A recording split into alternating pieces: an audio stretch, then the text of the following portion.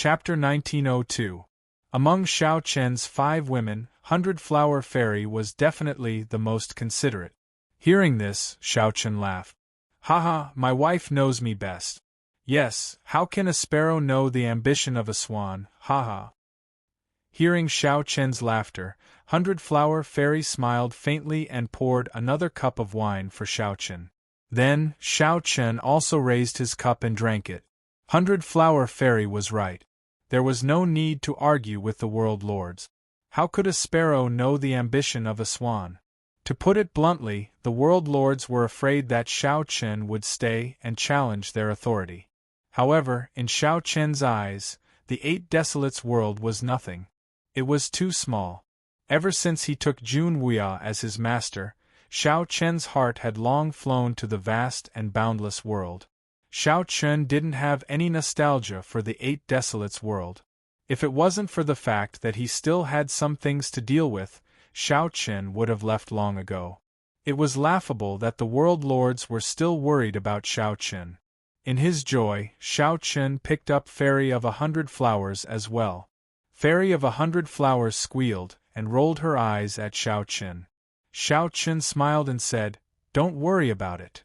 Haha, that's why I said, what's the point of being with those old men? I might as well spend more time with my wife."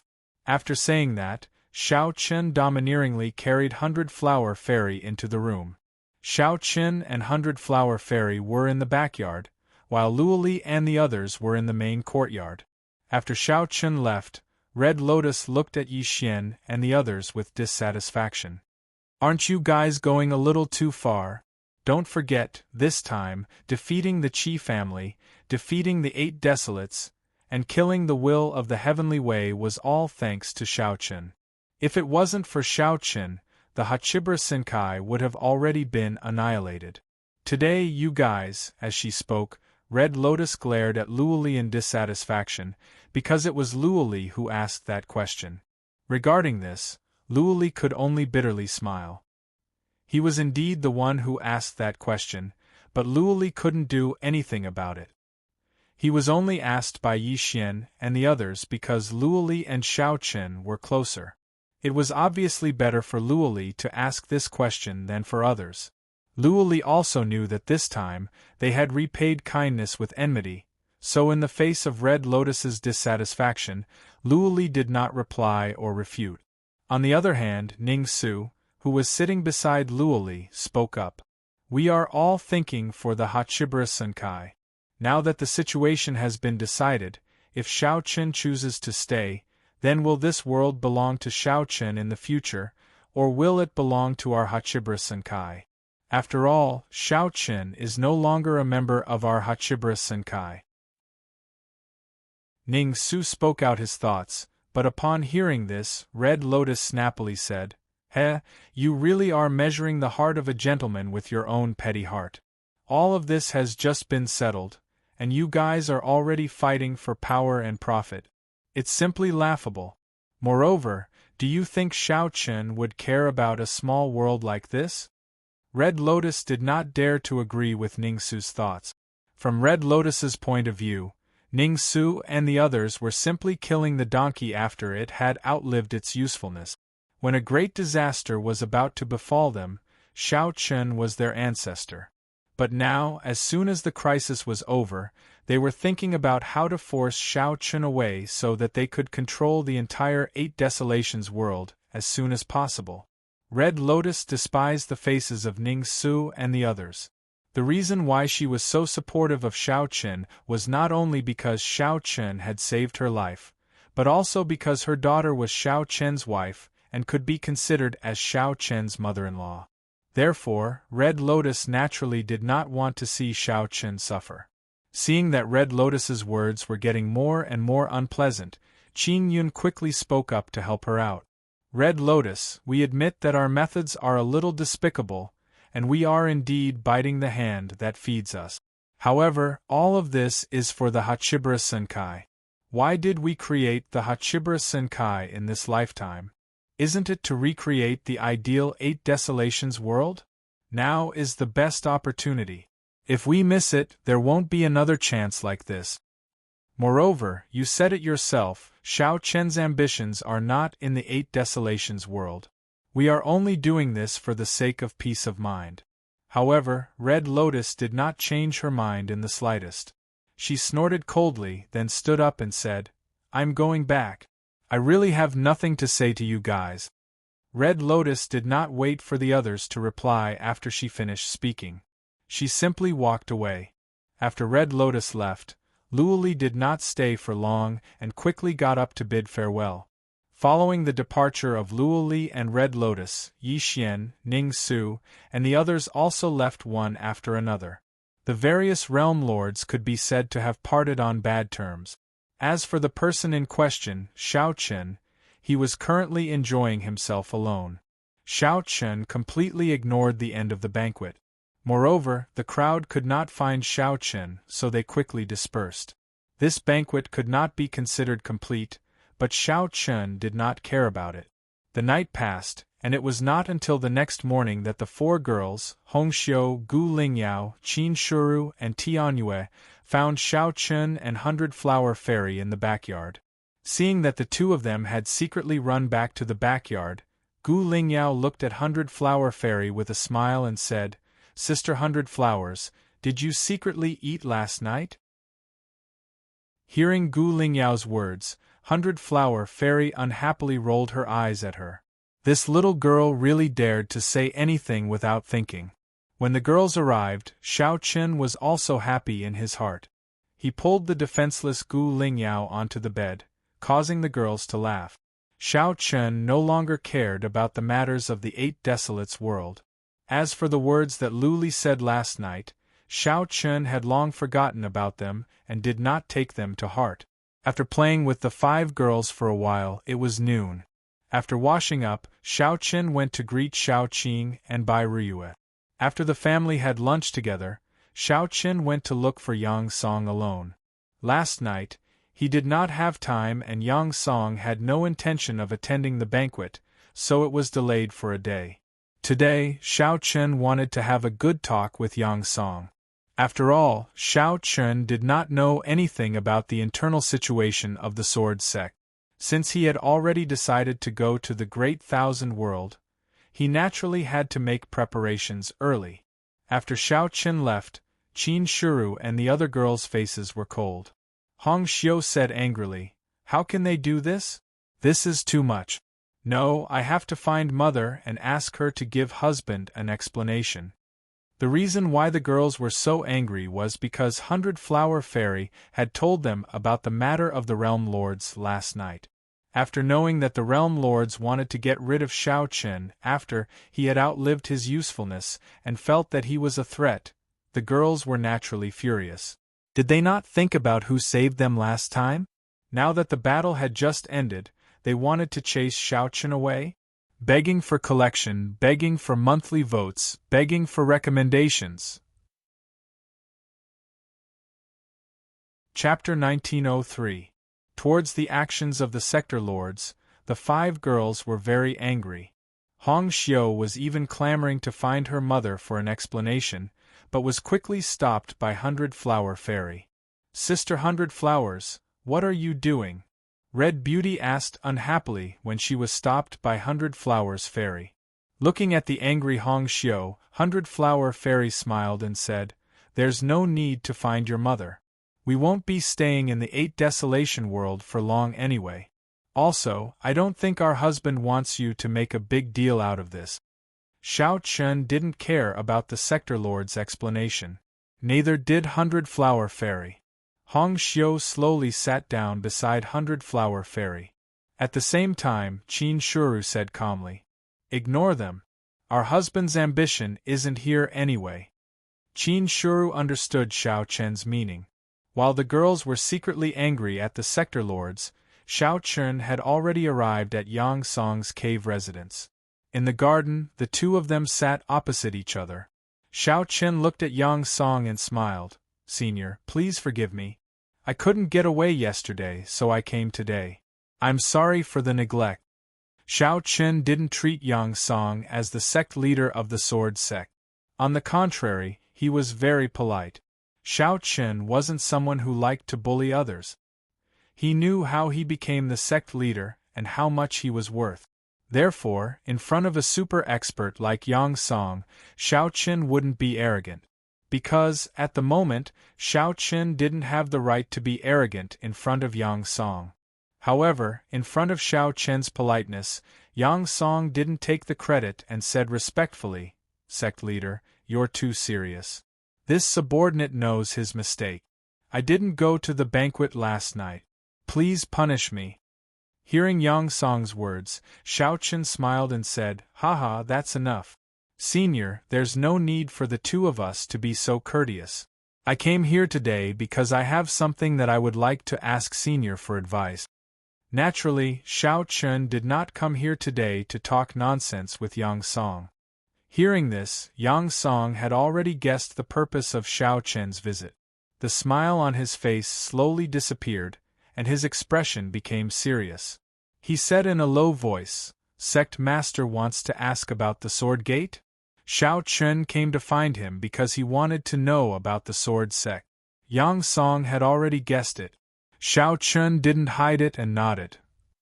After seeing Xiao Qin nod, Yang Song didn't hold back and told Xiao Qin about the Sword Sect's situation. In fact, even if Xiao Qin didn't ask, Yang Song would have found an opportunity to tell Xiao Qin. After all, as the sect leader of the Sword Sect, if Xiao Qin wanted to completely control the Sword Sect, he had to understand the situation. Only by knowing oneself and knowing one's enemy could one prepare for future actions. Without holding anything back, Yang Song told Xiao Qin everything that had happened in the Sword Gate without leaving anything out. Xiao Qin already knew about how the Sword Sect was established, how glorious it used to be, and how it declined later on from Junwuya. Compared to these, Xiao Qin was more interested in the current situation of the Sword Sect, especially the internal situation.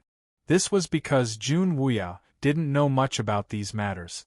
He asked Yang Song about the current situation of the Sword Sect, especially the internal situation. In response to Xiao Qin's inquiry, Yang Song explained in detail. According to Yang Song, the current Sword Sect couldn't be compared to its glory days. The powerhouses in the Sword Sect had either died or left. The current strength of the Sword Sect was no longer comparable to its heyday.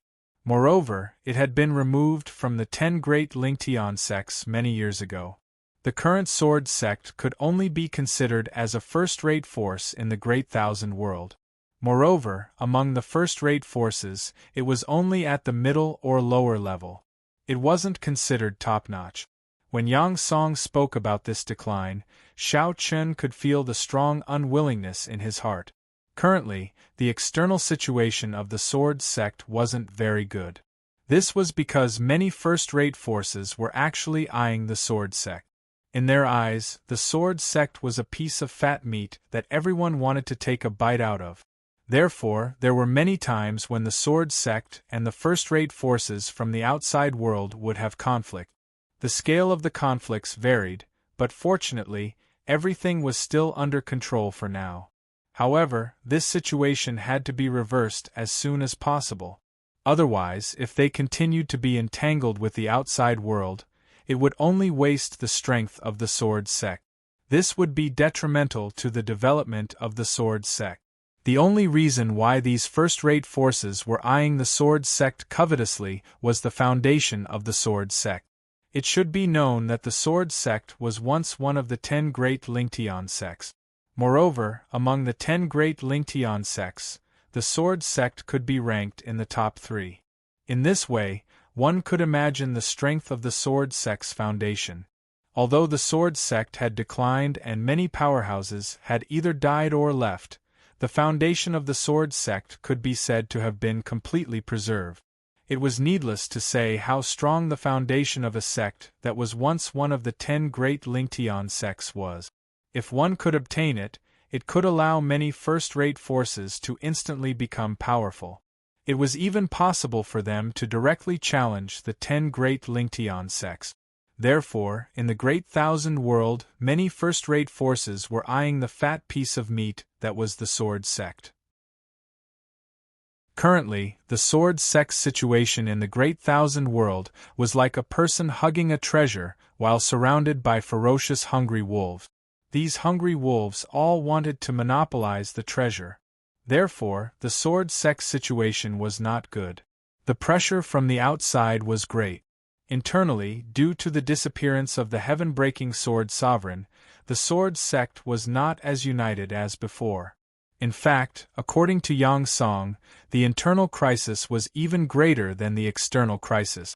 This was because the destruction of any great sect usually started from the internal division, and the current Sword's Gate was already showing signs of disintegration.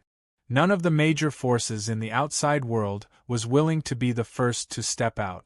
Therefore, the Sword sect could temporarily stabilize the situation. However, with the emergence of different factions, there was already a faint possibility of division. If this was allowed to develop, it would definitely be a disaster for the Sword sect. From Yang Song, Xiao Chen found out that there were a total of 3 factions in the Sword sect. The 2 deputy sect leaders each formed one faction, while the other 3 sword leaders formed another faction. The 3 factions seemed to be peaceful on the surface, but in fact, there were already surging undercurrents. Not to mention other things, just take the matter of Xiao Chen as an example. The attitudes of the 3 factions were completely different. Now, no one could convince the other, and no one could do anything to the other. Just like this, the atmosphere within the sword sect became more and more tense. Begging for your collection, begging for monthly votes, begging for recommendations. Chapter 1904. The relationship between the 3 factions within the sword sect was getting worse and worse. At the same time, the differences in opinions were getting more and more serious. Among them, Song Xing and He Ying were the 2 most obvious. For example, regarding Xiao Chen's situation, Song Xing was a firm supporter while He Ying was a firm opponent. Their opinions were completely different and the conflict between them naturally became more and more obvious. Song Xing obeyed the orders of the heaven-breaking sword master and was willing to accept Xiao Chen as the new sect leader of the sword sect. On the other hand, He Ying felt that Xiao Chen was not qualified to be the sect leader of the sword sect. Therefore, the 2 of them were now at odds with each other.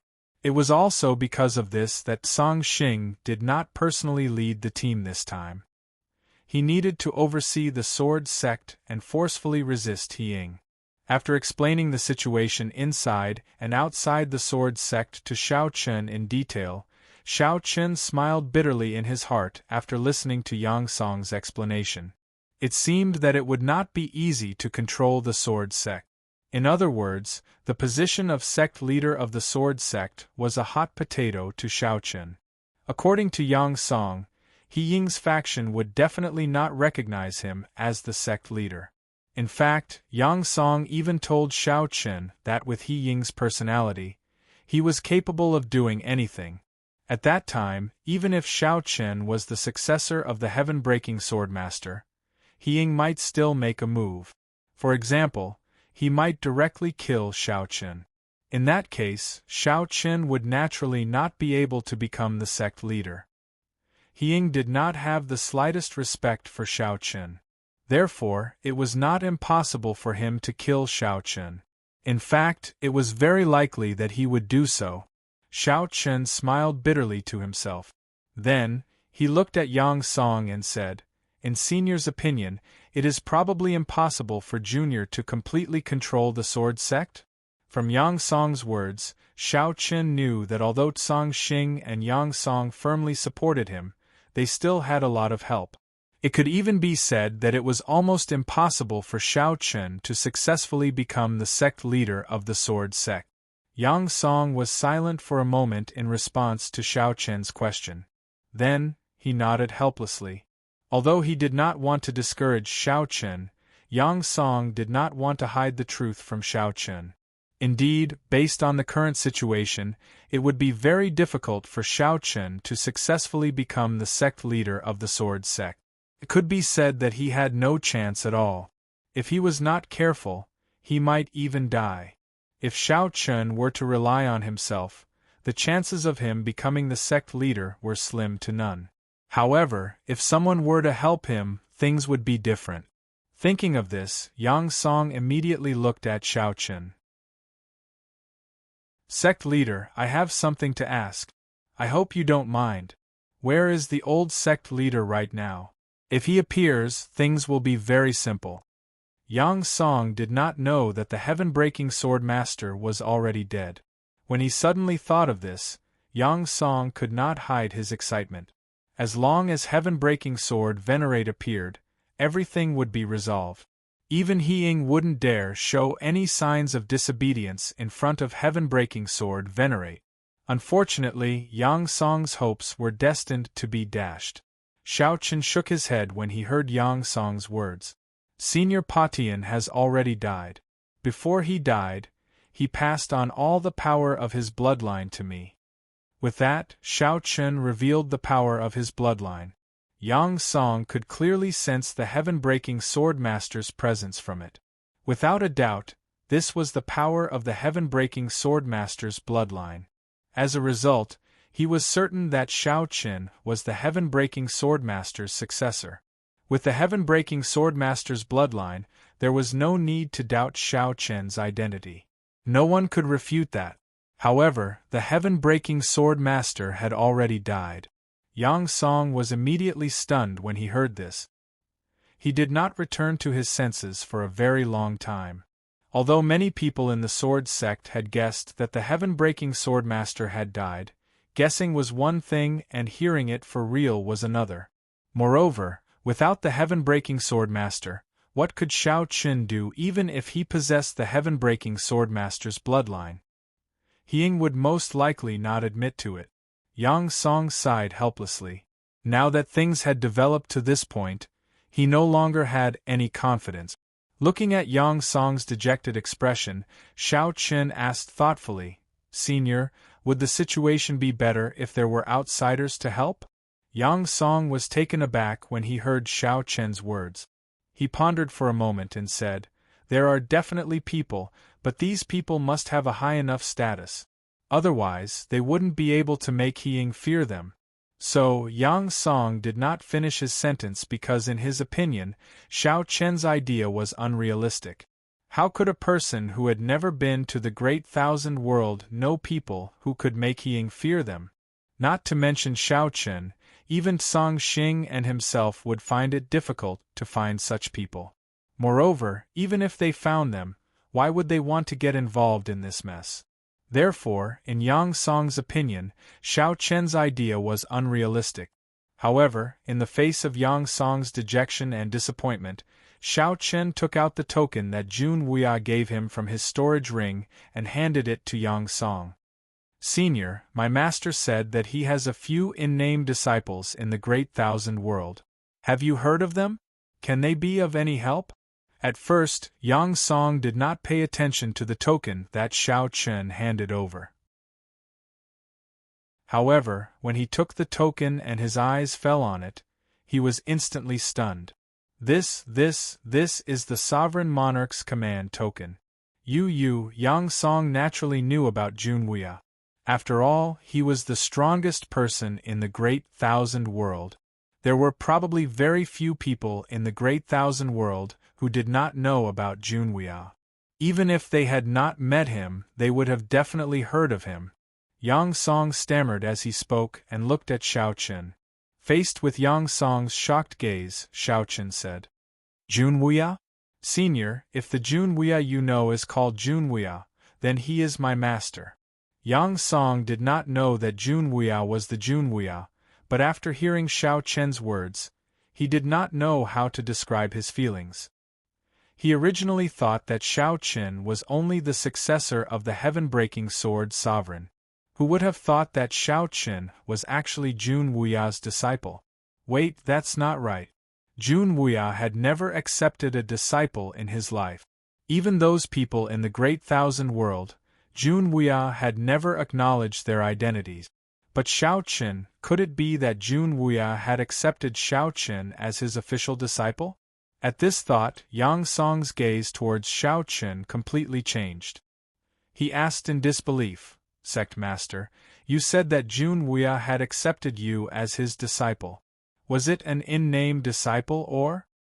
Oh, Master said it was his last disciple. He said that he had never accepted an official disciple in his life. I am the only one. Upon hearing this, Xiao Chun told Yang Song everything that Jun Wuya had said. After hearing this, Yang Song did not know what to say. Please add this to your collection. Please recommend me. Chapter 1905. Xiao Qin was Jun Wuya's only disciple. When Yang Song heard this, he was stunned. He did not expect Xiao Qin to have such an identity. However, since Xiao Qin was Jun Wuya's last disciple and had Jun Wuya's identity token, there was a way to deal with the sword sect. After being stunned for a while, Yang Song took a deep breath and looked at Xiao Qin. Sect leader, there is a chance to turn things around. With Jun Wuya around, the sword sect would be easy to deal with. Jun Wuya was the #1 emperor in the Great Thousand World. In terms of deterrence, he was above the heaven-breaking sword sovereign. If Jun Wuya was around, He Ying would not dare to disobey him. However, when he heard Yang Song's words, Xiao Chen sighed helplessly. Senior, I know what you mean. However, Master has gone to wander the Great Thousand World. I can't find him. If he wanted Jun Wuya to be around, this was indeed the best choice. However, Xiao Chen could not find Jun Wuya at all. This was a headache. When he heard Xiao Chen's words, Yang Song was slightly stunned. At the same time, he sighed in disappointment. However, Yang Song quickly regained his senses and smiled.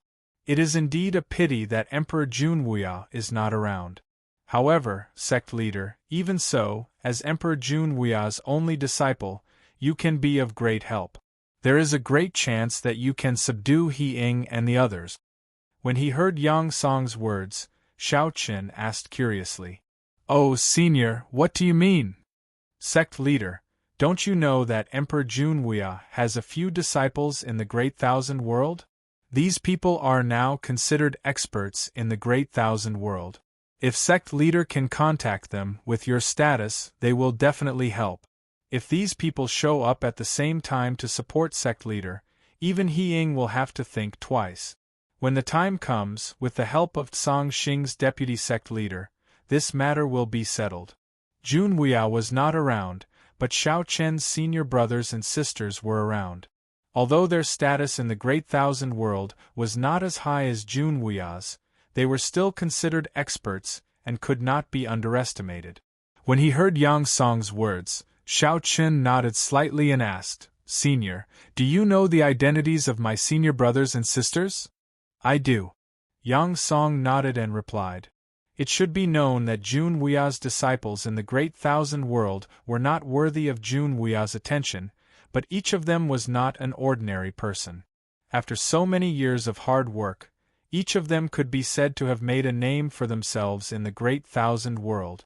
From Yang Song's words, Xiao Qin found out the identities of his senior brothers and sisters. According to Yang Song, Xiao Qin should have a total of 3 senior brothers and 1 senior sister. Among them, the eldest senior brother, Nangong Guan, was the current head of the family Nangong in the Great Thousand World. The strength of the family Nangong was comparable to that of the Sword Sect and could be considered a first-rate family in the Great Thousand World. As for the second senior brother, Zhou Song, he single-handedly founded the Tianjue sect. Although his strength was not as strong as the Sword Sect, it was also ranked among the first-rate sections. The Sword Sect naturally could not ignore this. As for the third senior brother, Wu Huan, he was a famous rogue cultivator in the Great Thousand World. His strength was comparable to that of Tsang Xing and He Ying. Although he did not belong to any sect, he had a wide range of friends in the Great Thousand World. His connections were extremely strong and could not be underestimated. Lastly, Xiao Chen's fourth senior sister, Xiao Xiao, was the Holy Lady of the Moon Palace, one of the 10 great Ling Tian sects. Her status was even more extraordinary. Xiao Chen's 4 senior brothers and senior sister each had an extraordinary status. In Yang Song's opinion, if he could obtain their help, Xiao Chen would have a great chance to secure the position of the sect leader of the sword sect. After listening to Yang Song's introduction of his 4 senior brothers and senior sister, Xiao Chen nodded slightly and said, "Then, according to what senior means, after I go to the Great Thousand World, I don't have to rush to the sword sect. Instead, I should look for my 4 senior brothers and senior sister first?" "That's right.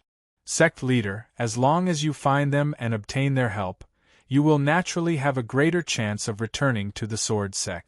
Yang Song nodded and replied. If the sword sect was at its peak, Xiao Chen's 4 senior brothers and senior sister might not be enough to suppress the sword sect.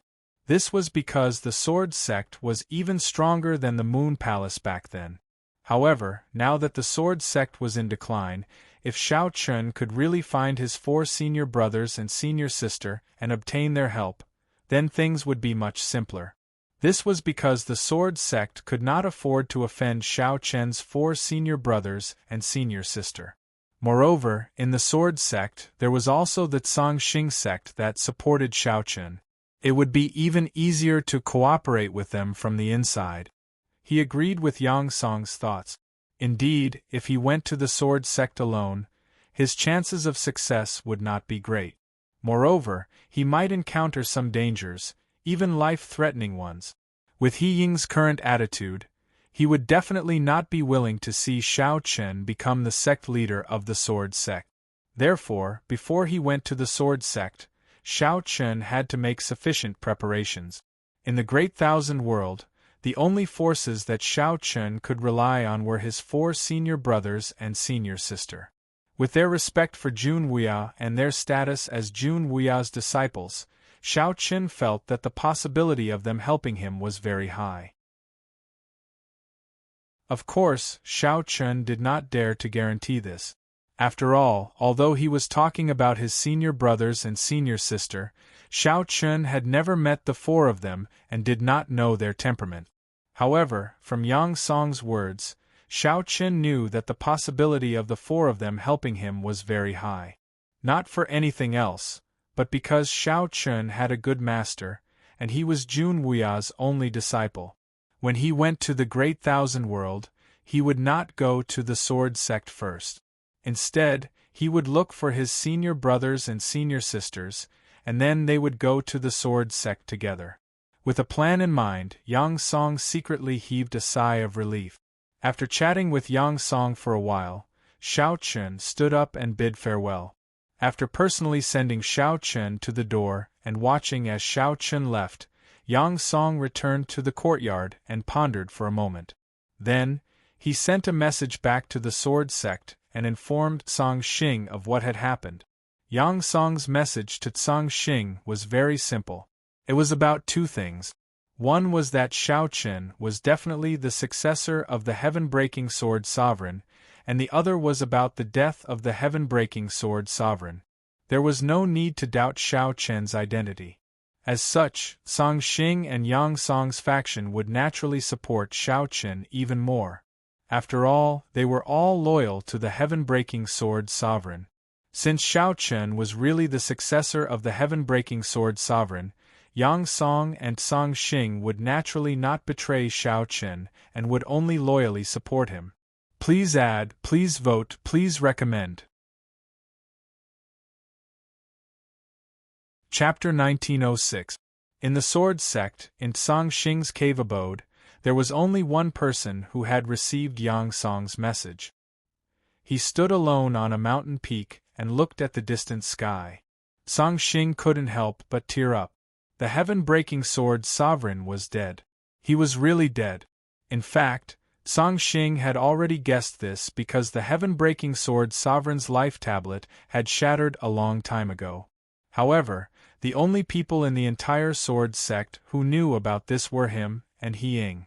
The shattering of a life tablet represented the death of a person. However, Cangxing was unwilling to believe the truth. Or rather, Cangxing didn't believe that the heaven-breaking sword sovereign would die so easily. One had to know that the heaven-breaking sword sovereign was one of the few people who stood at the pinnacle of the vast thousand world.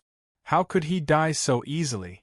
Even if his physical body was destroyed and his life tablet shattered, the heaven-breaking sword sovereign would still be able to survive with his cultivation base as long as his soul was intact. Moreover, it wasn't impossible for the heaven-breaking sword sovereign to rebuild his physical body. Therefore, Song Xing had always believed that the heaven-breaking sword sovereign would definitely return. However, Song Xing now knew that the heaven-breaking sword sovereign would never return. "Master, why?" he murmured softly. In Song Xing's opinion, the heaven-breaking sword sovereign must have died because he didn't want to live anymore. Otherwise, why would the heaven-breaking sword sovereign have died? He murmured to himself, but his question was destined to be met with no answer. No one in the surroundings could answer Song Xing. After sighing, the look in Song Xing's eyes gradually became resolute.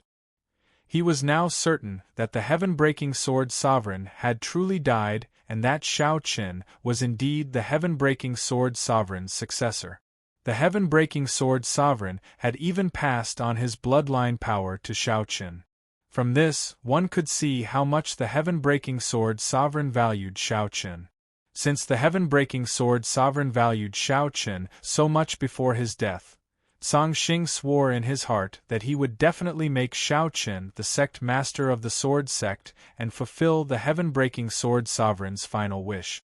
"Master, I will definitely make Xiao Qin the sect master, no matter the price." In Song Xing's opinion, Xiao Qin was the heaven-breaking sword sovereign's successor. He was once the heaven-breaking sword sovereign's servant, so from now on, he would be Xiao Qin's old servant. The reason was simple: Xiao Qin was the heaven-breaking sword sovereign's successor. It had to be said that Song Xing's loyalty to the heaven-breaking sword sovereign was so great that he was willing to give up his life for him. Unaware of what happened in the sword sect, Xiao Qin returned to his cave residence after bidding farewell to Yang Song. Since he had made plans for the sword sect, it was time to deal with the Eight Desolates world. In fact, Xiao Qin had already made arrangements for the Eight Desolates world. For example, Xiao Qin could bring Qin Yu, Long Yang, and the others who were willing to go to the Great Thousand World. As for those like Xiao Xing, Yinyangzi, and the others who wanted to stay in the Eight Desolates world, Xiao Qin would also arrange for them to enter the Hachibra Senkai. Although the attitude of the Realm Lords towards him yesterday was not very friendly, Xiao Qin believed that the Realm Lords would still give him face if he arranged for a few people to enter the Hachibra Senkai. Furthermore, this would not pose any threat to him. Of course, the Wine Taoist would definitely follow him to the Great Thousand World. Xiao Qin had already asked him about this. After returning to the cave residence, Xiao Qin told the girls, Xiao Qing, and Bai Ruyue about his preparations for a trip to the Seventh Wilderness. Xiao Qin's purpose for going to the Seventh Wilderness was to settle down the Xiao family. Of course, Long Qing and Xianyuan Ling would also accompany him. After all, the two of them had to make some arrangements for the Xianyuan clan and the Dragon clan. However, compared to Xiao Qin and Xianyuan Ling, Long Qing was much more relaxed. This was because the Dragon Emperor was still in charge of the Dragon clan, so there would not be too much of a problem. To be honest, Xiao Qin did not have much affection for the Xiao family members. However, no matter what, they were still his family. Furthermore, he still had to give face to his father, Xiao Qing. Xiao Qin knew that Xiao Qin had always taken good care of the Xiao family. Hence, before he left, Xiao Qin naturally had to settle down the Xiao family. Upon hearing this, Qin Shuru and the other girls, as well as Xiao Qing, Bai Ruyue, Qing Yao, and Qing Luo, expressed their desire to go with him. Xiao Qin did not refuse. After a silent night, early the next morning, Xiao Qin and the others prepared to set off. They boarded the Sword Sect's spaceship. In addition, Yang Song and several elders of the Sword Sect accompanied them to protect Xiao Qin. On the 7th Territory Master's Square, Yang Song and the elders of the Sword Sect bowed respectfully when they saw Xiao Chen. "Greetings, Sect Master." "Greetings, Madam." Xiao Chen was the Sect Master of the Sword Sect. Qin Shuru and the others were Xiao Chen's wives. Hence, Yang Song was still very respectful to Qin Shuru and the others. Qin Shuru and the other girls felt a little uneasy in the face of Yang Song's respect. After all, Yang Song was a supreme expert. Back then, when he killed the two elders of the Qi family with a single stroke of his sword, everyone was shocked by his strength. Now, such a supreme expert was treating them with respect. Qin Shuru and the other girls naturally felt a little uncomfortable. They all bowed to Yang Song and the 5 girls said in unison, "Senior, you are too polite." Without exchanging too many pleasantries, Xiao Chen and the others directly boarded the starship. Under the protection of Yang Song and the others, they directly left the first wilderness. As for the other experts of the Sword Sect, they stayed in the 7th territory to rest and wait for Xiao Chen and the others to return. The starship of the Sword Sect was indeed not something that the Hachibra Senkai could compare with. At least, Xiao Chen had never seen a starship with such speed.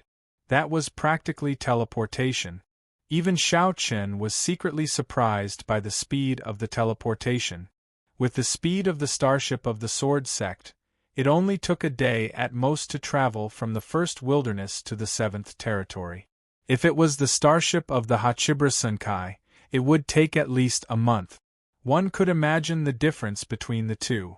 Moreover, not only was there a huge difference in speed, but also in the interior. The interior of the starship of the Sword Sect was actually a self-contained space. Xiao Chen and the others had a separate courtyard in the starship. The environment was extremely beautiful, even better than in the 7th territory. He really did not know how the starship was built. It was indeed amazing to be able to build a small world inside the starship. Compared to the Great Thousand World, the martial arts of the 8 Wastelands world were indeed too far behind. No wonder the people of the Great Thousand World called the 8 Wastelands world a wasteland. A day passed in the blink of an eye. After a day, Xiao Chen and the others entered the 7th territory. They immediately flew directly to the 7th mainland, which was once the central world. Xiao Chen had not been to the 7th territory for many years, so he did not know the current situation of the Xiao family. However, according to Chen Yu and the others, because of Xiao Xing, the Xiao family did not encounter any danger and was considered to be stable. Begging for your collection, begging for monthly votes, begging for recommendation. Chapter 1907. There wasn't much of a problem with the Xiao clan's situation. As for the entire 7th wilderness, it was a little chaotic due to the death of the will of the Heavenly Way and the Hachibra Senkai's lack of time to send people over. However, this chaos wouldn't last for long because the Luoli sector lords had already begun to arrange for people to take control of the entire 8 wilderness world. The starship arrived at the 7th mainland, which was once the headquarters of the 8 wilderness. The 7th mainland was indeed much more prosperous than before, and the number of experts had also increased by a lot. Moreover, it was no longer like before, where every clan had their own distinct territory. The current structure of the 7th mainland was completely different from before. According to the original memories, Xiao Chen and the others soon arrived at the former human territory. However, at this time, the human territory was no longer completely occupied by the human clan. Many other clans had also established new forces here. Xiao City was a small city. This was the current headquarters of the Xiao clan, and all the members of the Xiao clan lived in Xiao City. Moreover, because of Xiao Qin, the Yin Sky sect, the Taiyang sect, the Xianyuan clan, and the other forces, the Xiao clan could be considered a large clan in the 7th mainland. There were already saints and quasi-saints in the clan, and their strength was quite good. Piloting the starship, Xiao Chen and the others slowly landed outside Xiao City. At the same time, When the members of the Shao clan learned that Shao Chen and the others had arrived, they personally went out of the city to receive them. Shao Chen was definitely the pride of the Shao clan. Although Shao Chen's family and the Shao clan rarely had any contact over the years, they were still a family after all. Now, the Shao clan was of the same generation as Shao Chen. Many of the old members of the Shao clan had already passed away. After all, they weren't like Shao Chen's family, who had such a high cultivation and a long lifespan. The old members of the Shao clan generally had low cultivation. After so many years, most of them were naturally dead.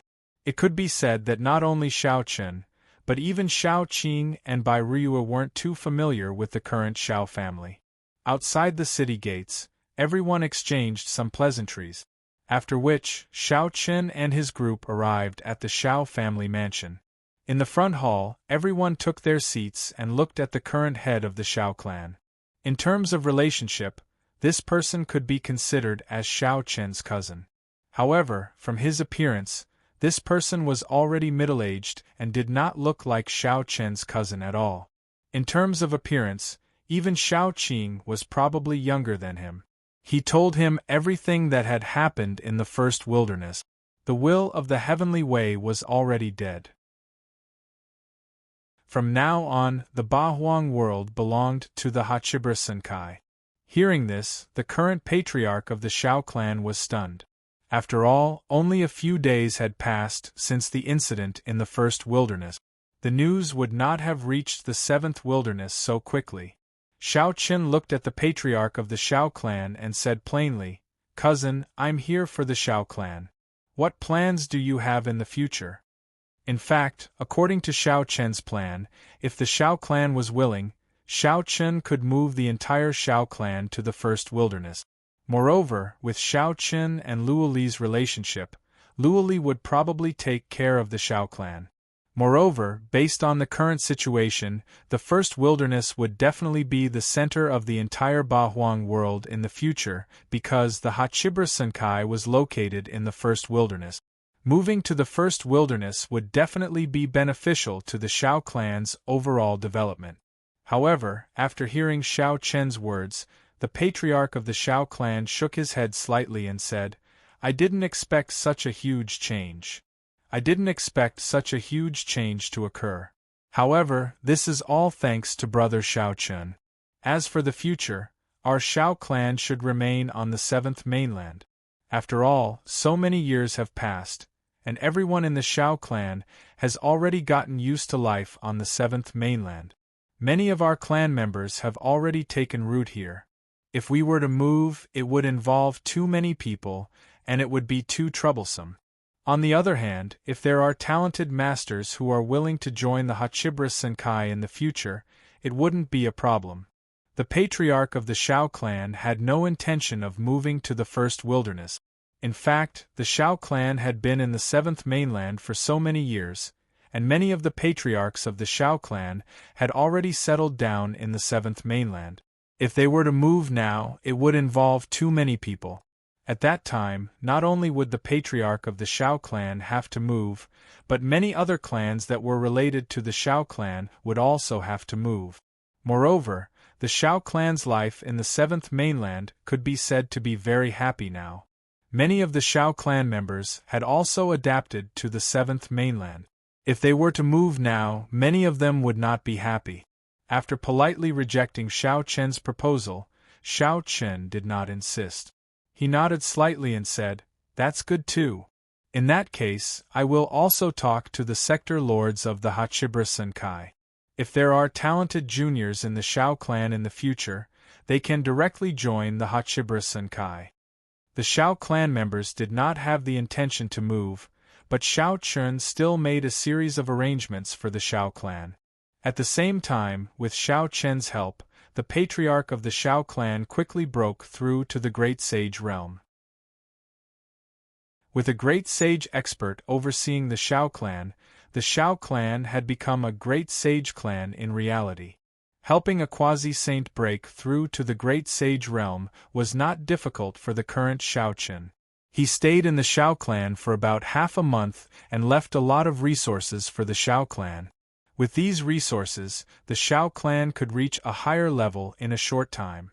Every single one of the cultivation resources that Shao Chun had left behind was extremely precious to the Shao clan. However, to Shao Chun himself, these cultivation resources were not of much use to him. After staying in the Shao clan for half a month, Shao Chun and the others left to make another trip to the sacred palace after dealing with the Shao clan's affairs. The Shao clan members were naturally reluctant to part. After all, the Shao clan was able to achieve what it had today almost entirely because of Shao Chen's existence. It was because of Shao Chen that the Shao clan was able to gain a foothold in the seventh mainland and develop in full swing. Many members of the Shao clan regarded Shao Chen as their idol, but even so, Shao Chen could not stay in the Shao clan for long. After leaving this time, Shao Chen did not even know when he would return to the Shao clan next time. Perhaps the next time Shao Chen came to the Shao clan, the entire Shao clan would have already changed. Those Shao clan members he once knew might have already become a pile of dust. After all, with their cultivation, it was naturally impossible for them to be like Shao Chen. Before leaving, Shao Chen arranged everything for the Shao clan. As for the future, it would depend on the Shao clan themselves. However, with Shao Chen's arrangements, the Shao clan's development should only get better and better. Please collect monthly vote recommend. Chapter 1908. After staying in the Shao clan for half a month and settling all the matters in the Shao clan, Shao Chun and the others headed to the sacred palace. Shao Chun naturally left behind some cultivation resources and a large number of martial skills for the sacred palace. After that, Shao Chun went to the Xianyuan clan, Taiyang sect, and the Dragon clan. After all, they were going to the Great Thousand Domains and didn't know how long it would take for them to return, so they naturally had to make arrangements. After taking care of all the forces that were once on good terms with him, more than a month passed. At this time, the experts sent by the various forces finally arrived at the seventh wilderness. Coincidentally, the person in charge of the seventh wilderness this time was Li Qiu from the seventh domain. Shao Chun was also very familiar with Li Qiu. From now on, Li Qiu would be in charge of the seventh wilderness. With his relationship with Shao Chun, Li Qiu would certainly take care of the Shao clan, Taiyang sect, Sacred Palace, Xianyuan clan, Dragon clan, and other forces that were once on good terms with Shao Chun. After settling the matters of the seventh mainland, Shao Chun and the others boarded a spaceship and returned to the first wilderness. Basically, there was nothing left to do in the eight wilderness world, so Shao Chun planned to set off for the Great Thousand Domains. However, before that, Shao Chun still invited Luo Li and Hong Lian to have a gathering. This time, Shao Chun only invited Luo Li and Hong Lian. As for the other sector lords, Shao Chun didn't invite Shao Chun. After all, he wasn't very familiar with them. In addition, these sector lords were also very wary of him, so it was better not to meet them. It would be awkward if they met. In Shao Chen's cave, the three of them sat together, drinking and chatting. In fact, Shao Chun had invited Luo Li and Hong Lian mainly because of Yinyangzi and Shao Xing. Yinyangzi, Shao Xing, and the others had already discussed this with everyone. They did not have the intention to go to the great wide world. After all, they were old, and their drive was naturally not as good as that of the younger generation like Shao Chun. None of them planned to go to the Great Thousand World. According to Shao Chen's idea, it would be best for them to join the Hachibra Senkai.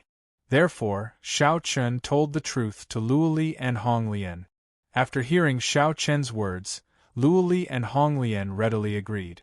After all, it was not difficult for Shao Chun to arrange for Yinyangzi, Shao Xing, and the others.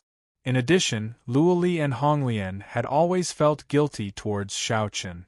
Naturally, they would not refuse such a small matter. After settling the matter of Yinyangzi, Shao Xing, and the others, Luo Li looked at Shao Chun and said with a complicated expression, "Are we really leaving?"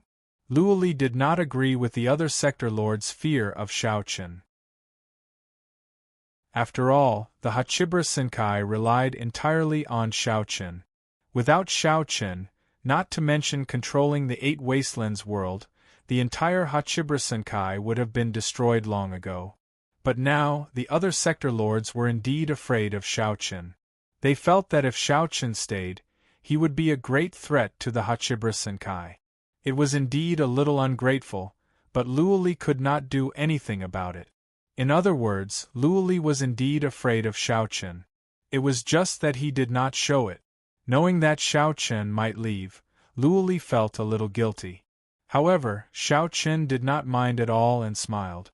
The Eight Wastelands world is no longer attractive to me. It's time for me to leave. Moreover, if I don't leave, the other sector lords will not be able to sleep well, right? Xiao Chen teased. Hearing this, Luoli was first stunned, then revealed an unnatural expression. Obviously, Xiao Chen was right. If Xiao Chen did not leave, the other sector lords would not be confident. After all, if Xiao Chen continued to stay in the Hachibra Senkai, the other sector lords would definitely be on guard. Seeing that Luoli had fallen silent, Xiao Chen laughed and said, "Haha, don't worry. I will leave in a few days. However, I still hope that the two of you can help me take care of my friends and family." "Don't worry about that. I will." Hearing this, Hong Lian replied seriously. They already felt very sorry for Xiao Chen. Towards Xiao Chen's last request, Hong Lian and Luoli naturally nodded and agreed without hesitation. After finishing the wine in a slightly awkward atmosphere, Luoli and Hong Lian left. Xiao Chen also began to prepare to leave. Chen Yu, Long Yang, Xin Jun, and Tian Mushi did not leave with Xiao Chen. After all, the four of them were only at the immortal stage. Moreover, Xiao Chen's most important task in going to the Great Thousand World this time was to deal with the Sword Sect. Therefore, it was inconvenient to bring the four of them along. According to Xiao Chen, he wanted to wait until he had completely taken control of the Sword Sect before sending people to pick up the four of them. The four of them did not have any objections to Xiao Chen's suggestion and immediately nodded in agreement. The four of them would only go to the Great Thousand World in the future. As for Qin Shuru by Ryue, Long Qing, and Xian Yuan Ling, no matter what Xiao Chen said, they would not agree and insisted on going to the Great Thousand World with Xiao Chen. In particular, Qin Shuru and the other women. After this incident, the women did not want to be separated from Xiao Chen no matter what and insisted on going to the Great Thousand World with Xiao Chen. Even if there was danger, the women were not afraid. Xiao Chen felt helpless in the face of the five women's insistence. However, in the end, he could not dissuade the five women and could only nod in agreement. Although Xiao Chen and Yang Song already had a plan for going to the Great Thousand World, there was still danger. After all, the Great Thousand World was a completely unfamiliar world to Xiao Chen. Moreover, it was not easy to completely take control of the Sword Sect. Moreover, Xiao Chen had not even met his senior brothers and sisters in name. Who knew what the final outcome would be? There were too many unknown factors. However, the five women insisted on going with Xiao Chen, and Xiao Chen could not do anything about it. They stayed in Hachibra Senkai for another 3 days. After everything was arranged properly, Xiao Chen and the others were ready to set off on the morning of the 4th day. On the 7th Realm Lord's Square, after hearing the news that Xiao Chen was leaving for the Great Thousand World, all the Realm Lords personally came to see him off. Although they said all kinds of words of reluctance, Xiao Chen could still see that except for Luoli and Hong Lian, the other Realm Lords had a look of relief in their eyes. Obviously, they were really relieved that Xiao Chen was leaving. It was a little hypocritical, but Xiao Chen did not expose this. Anyway, he was really ready to leave, and there was no need to care about these things. Moreover, it would be difficult for them to have any interactions in the future, so there was no need to take it to heart. Please add, please vote, please recommend. Chapter 1909. Apart from Luoli and Hong Lian, Xiao Chen didn't pay much attention to the other realm lords. He only said a few perfunctory words. Then, Xiao Chen looked at Xiao Xing, Yinyangzi, Chen Yu, Long Yang, and the others. Xiao Chen wasn't worried about Xiao Xing, Yinyangzi, and the others. They had successfully joined the 7th and 8th realms, and their status was very high. If it weren't for their low cultivation, Luoli and Honglian would probably arrange an elder position for them. In the 7th and 8th realms, Xiao Xing and the others were taken care of by Luoli and Honglian. Xiao Chen naturally didn't have to worry about them. After all, Luoli and Honglian were very close to him, especially Honglian, who was Hong Xiu's mother. She could be considered as Xiao Chen's mother-in-law. Naturally, she wouldn't let Xiao Xing and the others suffer losses. Therefore, Xiao Chen only said a few words to Xiao Xing and the others. Then, he turned to look at Chen Yu and the others with a smile on his face. Xiao Chen smiled faintly. "When I'm done with the sword sect, I'll send someone to pick you up." Chen Yu and the others wanted to follow Xiao Chen to the Great Thousand World. After all, at their age, it would be a pity for them to stay in the 8 Desolates world. However, if they went to the Great Thousand World, their future would be limitless. Hearing Xiao Chen's words, Chen Yu smiled and said, "Okay, when you're doing well in the Great Thousand World, we'll follow you and eat well. Haha." While speaking, Chen Yu looked as if he wanted to cling to Xiao Chen's thigh. Everyone laughed. In response, Xiao Chen smiled and gave Chen Yu a punch. "Okay, when I'm done, I'll definitely bring you to eat and drink well." Xiao Chen was naturally very casual when talking to Chen Yu. After exchanging a few pleasantries, Xiao Chen brought Qin Shiru and the other girls, as well as Xiao Qing, Bai Riyue, Long Qing, Xianyuan Ling, Yang Song, and the other sword sect experts onto the starship. After waving goodbye to everyone on the deck, the starship slowly rose into the air, then turned into a flash of light and disappeared. In the end, Xiao Chen still left. Yi Xian, Qing Yun, and the other realm masters relaxed as they watched the starship leave. However, Luoli softly muttered with a smile, "The 8 Desolates world can't keep him here." Xiao Chen had chosen to leave. As a result, the conflict between him and the Hachibra Senkai would naturally cease to exist. From today onwards, the 8 Desolates world would belong to the Hachibra Senkai. Of course, Xiao Chen didn't care about the 8 Desolates world at all, so when he left, Xiao Chen didn't have the slightest bit of reluctance to part with the Hachibra Senkai. If there was anything, it would be reluctance to part with an old friend. The current Xiao Chen didn't care about the 8 Desolates world at all. After Xiao Chen left, everyone felt a little emotional. For example, Xiao Xing and the others, they all knew that they didn't know when they would see each other again. However, even though he was deeply reluctant, Xiao Xing was still proud of Xiao Chen. This was because in the future, the entire 8 Desolates world would probably know that there was once a Xiao Chen here. His talent was unparalleled, and Xiao Chen was a member of his Xiao clan, a descendant of Xiao Xing. He couldn't help but think back to when he first met Xiao Chen. At that time, Xiao Chen was still very weak, but now, it felt like in the blink of an eye, Xiao Chen was already standing at a height that he, Xiao Xing, had to raise his head to look up to. The former brat had truly grown up. He no longer needed the care of his elders and could truly soar into the sky. A proud smile hung on the corner of his mouth, but his eyes were red. Everyone was very reluctant to part with Xiao Chen, but at this time, Xiao Chen had already left on the starship. At this time, in the small world inside the starship, Xiao Chen and Yang Song were sitting opposite each other in a bamboo courtyard. The two of them were discussing matters after heading to the great wide world. Compared to his reluctance to part with everyone, after leaving, Xiao Chen still had to face the temptation of the great wide world. This was the center of the myriad worlds, and it was also a place where experts were as common as cloud. After leaving the 8 Desolates world and heading to the great wide world, Xiao Chen's heart was filled with strong expectations. Whether he could truly gain a foothold in the great wide world and become an expert was an unprecedented challenge for Xiao Chen. At the same time, not only did it stimulate Xiao Chen, but it also made Xiao Chen's blood boil unconsciously. However, if he wanted to truly make a name for himself in the great wide world, the first step was to successfully control the sword sect. If he could not even control the sword sect, then there was no need to talk about other things. Now that they had a plan, Xiao Chen and Yang Song were discussing some details. According to Yang Song, if He Ying knew that Xiao Chen had gone to the great wide world, he would send people to intercept and kill him.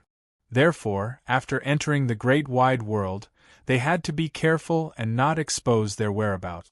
Moreover, according to Xiao Chen's intention, he did not need to bring too many people with him to find his senior brothers and sisters. According to Xiao Chen's idea, after arriving at the great wide world, he only needed Yang Song and a few elders. It would be best if the number of people did not exceed 5. As for the others, they would just drive the starship back to the sword sect. If there were too many people, their whereabouts would definitely be exposed. Secondly, many things would not be easy to handle. Yang Song completely agreed with Xiao Chen's idea. He nodded slightly and looked at Xiao Chen. Yang Song said, "Sect leader's words are reasonable. It is indeed not good for us to bring too many people with us. Otherwise, He Ying will easily find out our whereabouts." "Yes, so I was thinking that once we arrive at the great wide world, we will immediately leave the starship and secretly rush to the family Nangong." Hearing this, Xiao Chen nodded and said, "Among Xiao Chen's 4 senior brothers and sisters, the easiest to find was eldest senior brother Nangong Guan and second senior brother Zhou Song. According to Yang Song, if they entered the great wide world from the 8 Desolates world, the family Nangong would be the closest. Therefore, the two of them planned to visit eldest senior brother Nangong Guan first. As for third senior brother Wu Huan, he did not have a fixed residence, so it would not be easy to find him. However, Nangong Guan might be able to contact him. As for fourth senior sister Xiao Xiao, as the holy maiden of the Moon Palace, it would be even more difficult to meet her. After all, the Moon Palace was one of the 10 great Ling Tian sect. Not just anyone could enter the Moon Palace. The threshold to enter the Moon Palace was so high that even Yang Song would find it difficult to enter the Moon Palace. The plan was set for the time being. The most important problem was how to deal with He Ying. This was because He Ying was the most hostile to Xiao Chen. He was also the person who was most unwilling to see Xiao Chen become the sect leader of the sword sect. It could be said that in the entire great wide world, the person who wanted to kill Xiao Chen the most was He Ying. Therefore, he had to be wary of He Ying. Begging for your collection, begging for monthly votes, begging for recommendations.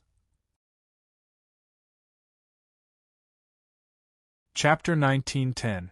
The most important problem was still He Ying. Of course, the 3 neutral sword leaders still had to be careful. Although they did not show any killing intent towards Xiao Chen, they would definitely not support Xiao Chen. If they secretly reached an agreement with He Ying, then it would be really dangerous. Xiao Chen's expression changed. He Ying's expression changed. Xiao Chen kept Yang Song's advice in mind. After all, this trip to the Great Thousand World was a new world for Xiao Chen. Moreover, Xiao Chen did not have any foundation in the Great Thousand World. Therefore, no matter what, he had to be careful. After discussing with Yang Song for half a day, the starship flew towards the edge of the 8 Desolates world. At the edge of the 8 Desolates world, there was a black hole. This black hole was the entrance to the Great Thousand World. However, in order to pass through this black hole, one must have the protection of an immortal grade talisman array or one that surpassed the immortal emperor grade talisman array. Otherwise, it would be impossible to pass through. This was also the reason why no one from the 8 Desolates world had been to the Great Thousand World for so many years.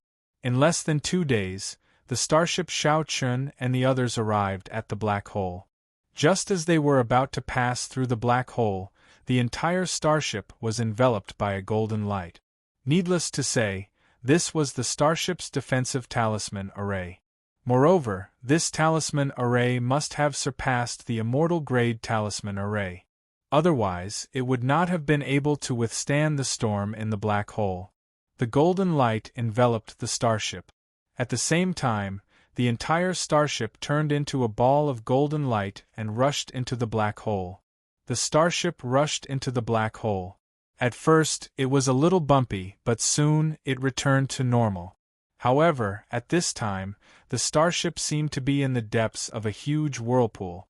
It was surrounded by whirlpool-like gales. According to Yang Song, it would take 5 to 6 days to pass through the black hole. Under normal circumstances, there would not be any problems. They just had to wait quietly. In the black hole, the space was completely broken, so the speed of the starship was even faster. Even so, it would take 5 to 6 days to pass through the black hole and reach the vast thousand world. This showed how far the Hachibara Senkai was from the vast thousand world. With the speed of the Sword Sex starship, it only took them 2 days to reach the entrance of the black hole from the first wilderness. However, it would take them 5 to 6 days to pass through the black hole. Moreover, the speed of the starship in the black hole was several times faster than when they were in the 8 wastelands. Traveling through the black hole was extremely boring because there was only darkness all around. There was no scenery at all. Bored to death, Xiao Chen began to cultivate. In his spare time, he spent time with his family and Luan Luan. Speaking of Luan Luan, the little girl had grown up. She was doted on by Xiao Qing and by Rui. Whenever Xiao Chen asked the little girl to cultivate, the little girl would sneak away or slack off.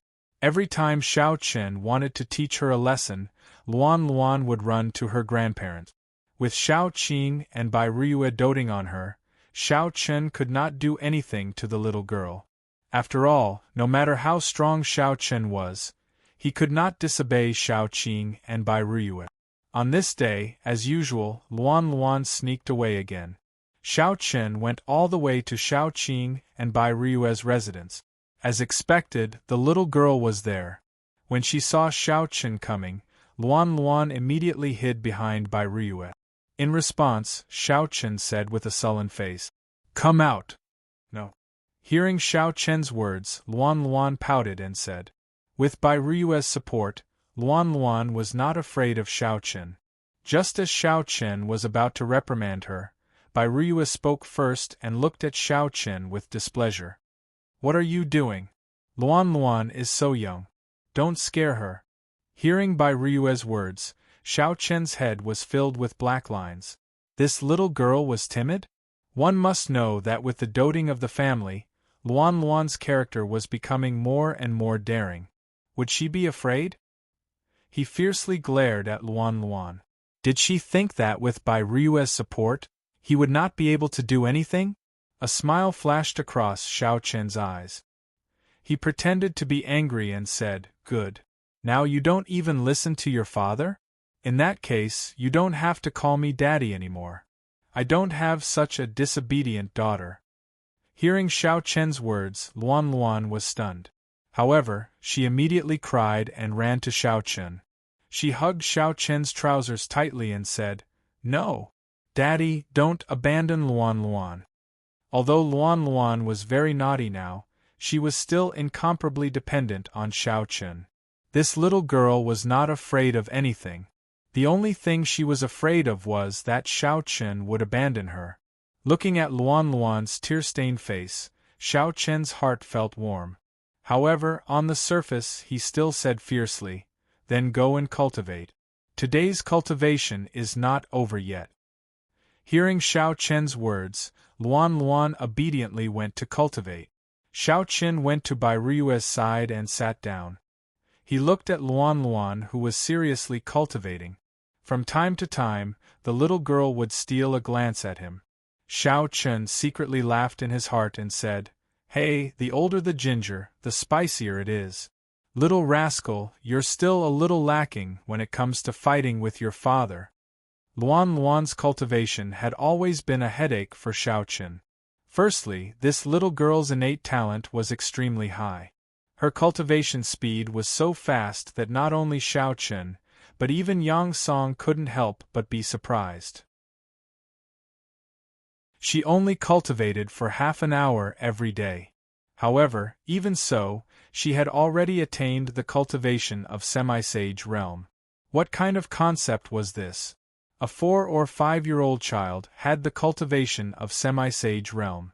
Even if she started cultivating in her mother's womb, it shouldn't be so exaggerated. Her cultivation speed was simply amazing. Unfortunately, this little girl Luan Luan was too careless with her cultivation. This made Xiao Chen feel very helpless.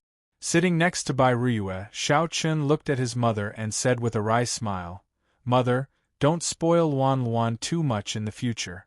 If this goes on, no one will be able to control her." "How can I do that? She's my granddaughter. If I don't spoil her, who will?" Xiao Chen originally wanted Bai Ruyue to not spoil Luan Luan too much. However, as soon as his voice faded, Bai Ruyue directly refused. Obviously, this matter wasn't negotiable. The old man doted on his granddaughter. Sigh. Xiao Chen sighed helplessly. The next few days passed peacefully for Xiao Chen. On the 6th day, the starship that everyone was on really rushed out of the black hole. Then, Xiao Chen saw a continent that stretched as far as the eye could see. The black hole was at the edge of this continent. As soon as they rushed out of the black hole, Xiao Chen and the others arrived on this magnificent continent. This was also the location of the Great Thousand World. Begging for collection, begging for monthly votes, begging for recommendation. Chapter 1911. The exit of the black hole was at the edge of the continent, and it was not only the black hole that led to the 8 Wastelands world. Standing on the deck, Xiao Chen saw that there were dozens of black holes of the same size beside the black hole that led to the 8 Wastelands world. Each black hole was an entrance to a different world, and dozens of black holes were entrances to dozens of different worlds. Standing beside Xiao Chen, Yang Song said softly, "Sect leader, this is the Great Thousand World. There is no galaxy, and the entire Great Thousand World is a continent that is extremely large." The Great Thousand World was a continent, unlike the 8 Wastelands world, where there was a starry sky and a division between wastelands. The Great Thousand World did not have these and was simply a continent. Around the edges of this continent were countless black holes that led to different worlds. One should not underestimate the Great Thousand World just because it was a continent. The size of the Great Thousand World was at least 100 times that of the 8 Wastelands world, and this was only the size of the continent. The vastness of the Great Thousand World was obviously not something that the 8 Wastelands world could compare to. Just as Xiao Chen and the others rushed through the black hole, they did not know that there was an expert in the sword sect's uniform hiding outside the black hole. When he saw Xiao Chen and the others, he immediately took out a voice transmission talisman and sent a message. According to the plan of Xiao Chen and the others, after arriving at the Great Thousand World, they immediately left the starship and secretly rushed to Family Nangong. Therefore, as soon as the starship entered the sky above the Great Thousand World, Xiao Chen, Yang Song, the 3 elders, Bai Ruyue, Xiao Qing, Qin Shuru, Luan Luan, the Wine Taoist, and the others directly left the starship. The boundless continent of the Great Thousand World was divided into 108 provinces, and the area of each province was not smaller than the 8 Wastelands world. Xiao Chen and the others had rushed over from the 8 Wastelands world and arrived at Southyu province as soon as they entered the Great Thousand World. The family Nangong happened to be in Southyu province. As for the sword sect, it was very far from Southyu province and was separated by more than 30 provinces. Therefore, in Southyu province, the sword sect's influence was not that strong. It could even be said that it was very weak. According to the plan, Xiao Chen and the others left the starship and rushed to the family Nangong alone. At the same time, in the sword sect, who knew how many tens of thousands of kilometers away, A middle-aged man in a golden robe sat cross-legged in the garden with his eyes closed. Suddenly, a golden light flashed and directly entered the middle-aged man's mind. After which, the middle-aged man slowly opened his eyes. There was a cold glint in his eyes that were as calm as an ancient well. That middle-aged man had a very handsome appearance. Furthermore, he gave off an indescribable feeling. That feeling was constantly attracting you. However, at this moment, coupled with the chill in his eyes, the middle-aged man gave off a sinister feeling. The corners of the middle-aged man's mouth curled into a smile as he said faintly, "He really came. A mere brat wants to become the sect leader of the sword sect. He must be dreaming." This middle-aged man was none other than He Ying, one of the 2 deputy sect leaders of the sword sect, just like Song Xing. He had already arranged for someone to monitor the surroundings of the black hole. At this moment, that person had already sent back news that Xiao Chen had followed Yang Song to the Great Thousand World. When he received the news, the first thought in He Ying's mind was to kill Xiao Chen. As for Xiao Chen, He Ying did not think highly of him. He only felt that this brat was just lucky. If he really wanted to become the sect leader of the sword sect, he was still far from it. At first, He Ying thought that if Xiao Chen obediently stayed in the 8 Desolates world, then he would not bother to send anyone to the 8 Desolates world. However, now that Xiao Chen had come to the Great Thousand World, he could not pretend that he did not know. Soon, a short old man rushed over from He Ying's cave dwelling. When he saw He Ying, the old man respectfully bowed and said, "Greetings, Deputy Sect Leader. No need to be so courteous. Have a seat." Hearing this, He Ying nodded slightly, and then personally poured a cup of tea for the old man, before continuing. "That brat has already come to the Great Thousand World with Yang Song. I want you to personally make a trip to South Yu Province and completely deal with this brat." When he heard Yang Song's words, a look of disdain appeared on the old man's face. "Deputy Sect Leader, isn't it making a mountain out of a molehill for me to personally deal with a brat?" The old man did not hide his disdain for Xiao Chen. Of course, he had the right to do so because he was one of the 5 great sword leaders of the sword sect. He was known as the Sky Snake Sword, and his name was Yuan Lin. As one of the 5 great sword leaders, Yuan Lin's cultivation and combat strength were not inferior to Yang Song. However, when he heard Yuan Lin's words, He Ying shook his head slightly. A lion will use all its strength even when hunting a rabbit. This time, he does not pose any threat, but if we do not get rid of him, it will be unsettling. Furthermore, Song Xing and Yang Song are idiots who are extremely loyal to this brat. Therefore, I want to kill him in one blow. This time we can only succeed. In fact, with Xiao Chen's cultivation, it was completely unnecessary for Yuan Lin to personally deal with him. He only needed to let his subordinates do the job. However, Xiao Chen was now protected by Yang Song. If he sent someone else to deal with him, Yuan Lin was afraid that something would happen. If that happened, it would be difficult to deal with. It was also because He Ying was temporarily unable to leave the sword sect. After all, Song Xing had always been in the sword sect. He naturally had to stay behind to oversee the situation. Otherwise, He Ying would have been more than happy to do it himself. Having lived for countless years, He Ying knew the principle of the snake does not bite.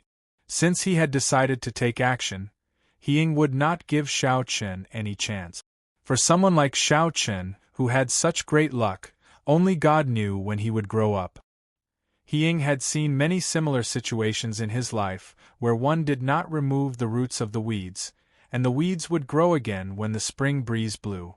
Because of the initial underestimation, there would always be fish that escaped the net, and it just so happened that these fish that escaped the net, many years later, would become the blade that ended one's life. Therefore, since He Ying had decided to deal with Xiao Chen, he would never give Xiao Chen any chance. Even though Xiao Chen was only an immortal emperor, He Ying still sent one of the 5 great sword leaders, Yuan Lin, to deal with him personally. This was to cut off all possibilities of accident. Upon hearing He Ying's words, Yuan Lin did not refuse. After thinking for a while, he nodded and said, "Deputy Sect Master, don't worry. I will bring back the head of this kid. And of course I'm not worried about you. However, we can't be careless. We can bring more people with us. In short, we must not let that kid escape. As for the others, Yang Song is not easy to deal with. We can let him go for the time being. The most important thing is that kid's life. We must take it. Begging for your collection, begging for monthly votes, begging for recommendation."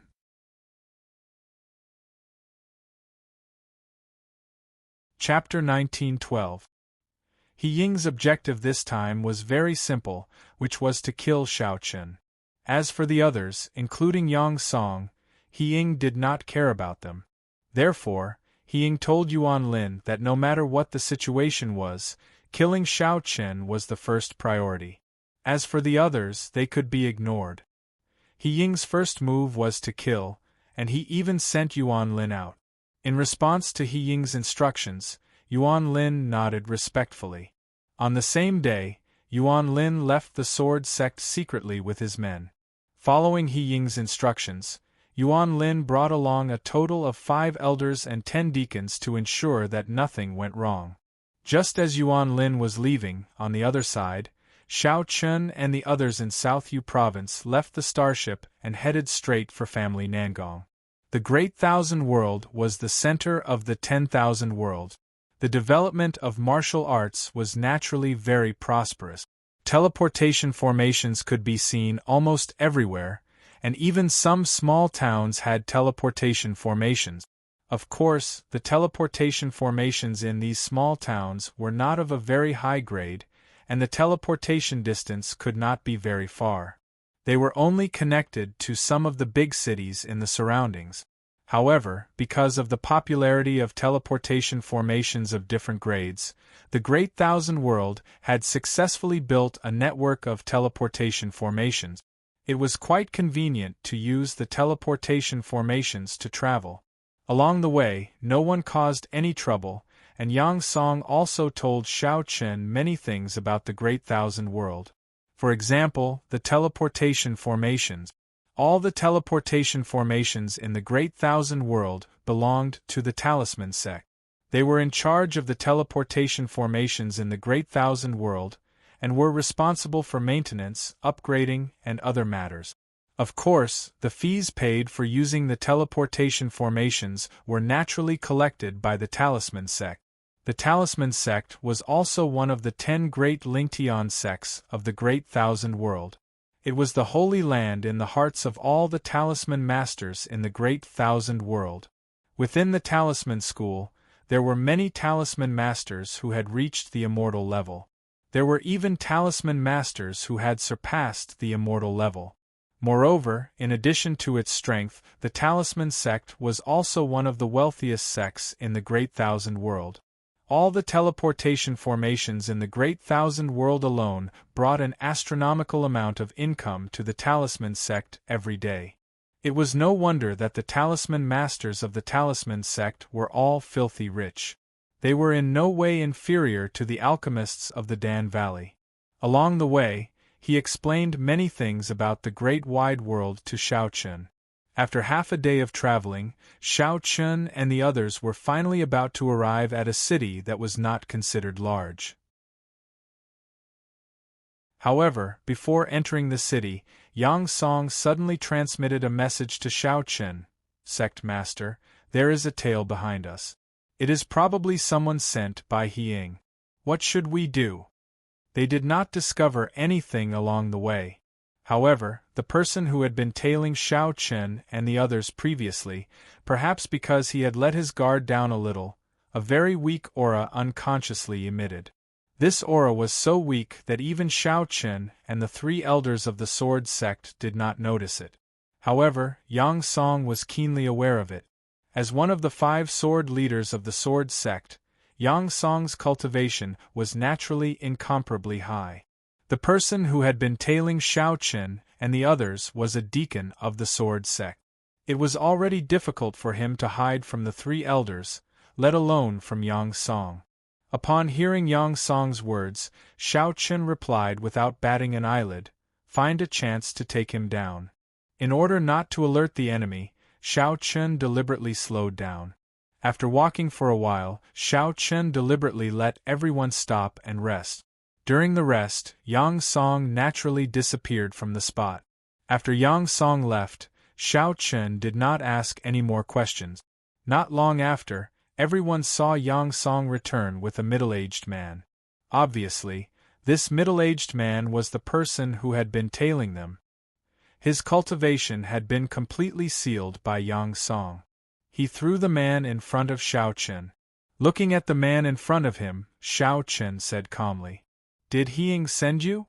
Previously, Yang Song had guessed that this person was sent by He Ying. However, after hearing Xiao Chen's words, this person coldly snorted and did not seem to have any intention of replying. This person was rather courageous. Without saying anything, Xiao Chen looked at Yang Song. In response, Yang Song nodded slightly. Xiao Chen looked at Yang Song. His meaning was very simple. He wanted to ask Yang Song if this person was from the sword sect. Yang Song nodded, confirming Xiao Chen's guess. This person was a deacon of the sword sect and happened to be from He Ying's faction. Not only did Yang Song recognize him, but the other three elders also recognized him.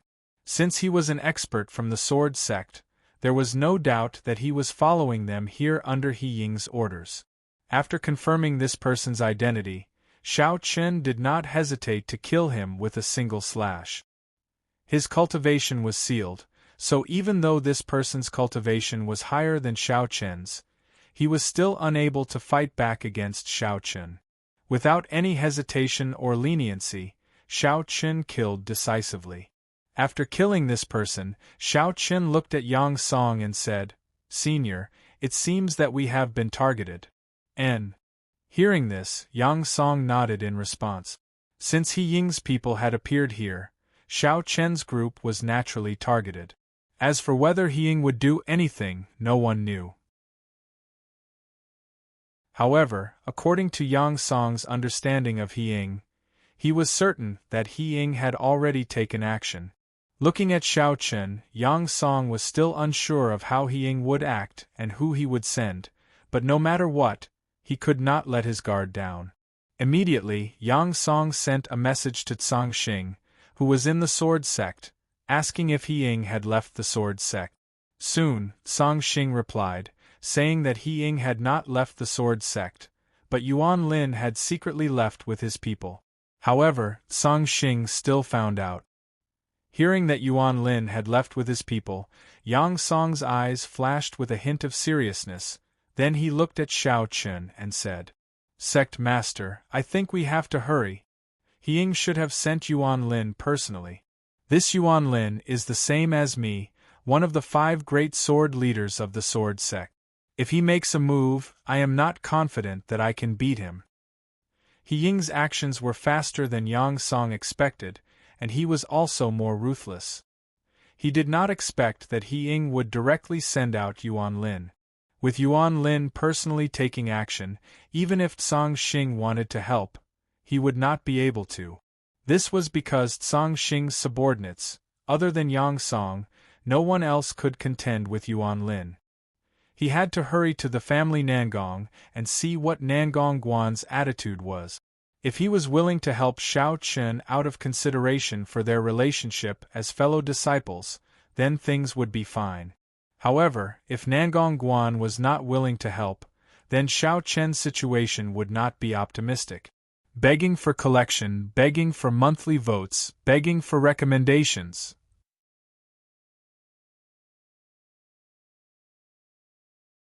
Chapter 1913. They needed to get to family Nangong as soon as possible. After hearing Yang Song's words, Xiao Chen nodded in agreement. Without further delay, the group immediately entered the city. They wanted to use the transportation array in the city to get to family Nangong and find Xiao Chen's senior, Nangong Guan. After Xiao Chen and the rest left, a short half a day later, in the dense forest where Xiao Chen and the rest were, a dozen experts dressed in black appeared. Needless to say, these people were naturally Yuan Lin and the rest who had rushed over from the sword sect. There was still a faint smell of blood in the air. A cold light flashed in Yuan Lin's eyes as he said coldly, "Heh, do you think you can escape?" Along the way, they had followed the traces of the deacon from before. However, from the looks of it, the deacon who was originally in charge of tracking Xiao Chen and the rest had probably been killed by Yang Song. However, Yuan Lin did not care too much about this. If he killed the deacon, then so be it. Even so, Xiao Chen and the rest would not be able to escape. After speaking, Yuan Lin immediately led the group towards Xiao Chen, who was not far away. Since Xiao Chen and the rest had abandoned the starship, they must have used the transportation array. Therefore, Yuan Lin predicted that Xiao Chen and the rest must have entered the city. Just as Yuan Lin predicted, Xiao Chen and the rest had indeed entered the city. However, at this time, Xiao Chen and the rest had already left through the transportation array. Xiao Chen and the rest's destination was Nangong City, where family Nangong was located. However, due to the small size of this small city, there was no transportation array that led directly to Nangong City. As such, Xiao Chen and the rest could only go to other cities that were slightly closer to Nangong City. Only then would they be able to reach Nangong City through the transportation array. Without any stops along the way, Xiao Chen's group finally arrived at Nangong City after 2 days. As family Nangong's headquarters, Nangong City was one of the largest cities in the entire South Yu province. Nangong City was divided into the outer city and the inner city. Xiao Chen and the others took the teleportation array and arrived at the outer city. If they wanted to see Nangong Guan, they had to go to the inner city. The Nangong City was huge, and in this place, the Nangong clan was the overlord without a doubt. Finally, they arrived at Nangong City. Xiao Chen and the others looked a little travel-worn as they had not rested at all for the past 2 days. Fortunately, their cultivation base was not low, so they were still able to hold on. However, just as everyone secretly heaved a sigh of relief, they did not expect the transportation array to light up once again. Then, Yuan Lin and the rest walked out of the transportation array. Yuan Lin and the rest were chasing Xiao Chen all the way here. As for how Yuan Lin and the rest knew that Xiao Chen and the rest had arrived at Nangong City, it was not difficult.